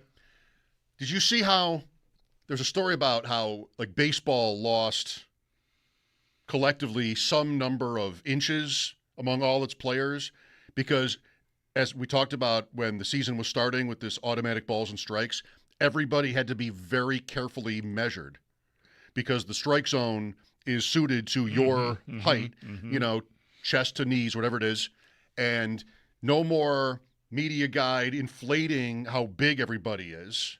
They went for the actual, very unlike sports to do this, but they did it for a certain reason. They're being honest. Everybody's height is now exactly right, and they lost 20 feet or something. All baseball players lost some number like that. 15, 20 feet. That's awesome. That good? I did see a sequence from yesterday's Red Sox-Reds game. It's funny. Where there were back-to-back, same at-bat challenges. The Reds player was batting, forgive me, I don't remember his name, maybe a 2-2 pitch, was close inside. He turned to the umpire right away. They challenged it. Crowd goes wild. He's right. Ball 3. And then here comes the next pitch, and it's outside corner. Strikeout. Again, challenges right away. Ball, I think it's ball 4. I think he ended up drawing a walk, kept an inning going, and the Reds ended up winning the game. And the crowd was into the challenges. It happened fast enough that it wasn't like this laborious mess or anything. It's very fast. And the crowd was like having fun with it. Like, I don't know how I would feel about it. Like, I was sort of conflicted. Like, I get it. It was fun. Oh, yeah, it went our way. Yay, us. But I would. Really, with the challenges? Was it CB Buckner? Was it that one where he got 2 in a row? Yeah, I think it was. Yes. And he looked pretty peeved about the second one. Yeah. Go figure. It's embarrassing. Yeah. But they're so close. Yeah. Yeah, the first one was less than, it was like 0.3 inches off the plate. The other one was like 1.1 inches. It's when they have to zoom in. Yeah. Like they show you the box, there's the ball. You still can't really tell unless it's lit up or something, and they zoom all the way in like they have in tennis. Sal Capaccio joined us earlier from the NFL owners' meetings. Lots to talk about. We'll have that conversation for you right after this break. Mike Schopp and the Bulldog, WGR.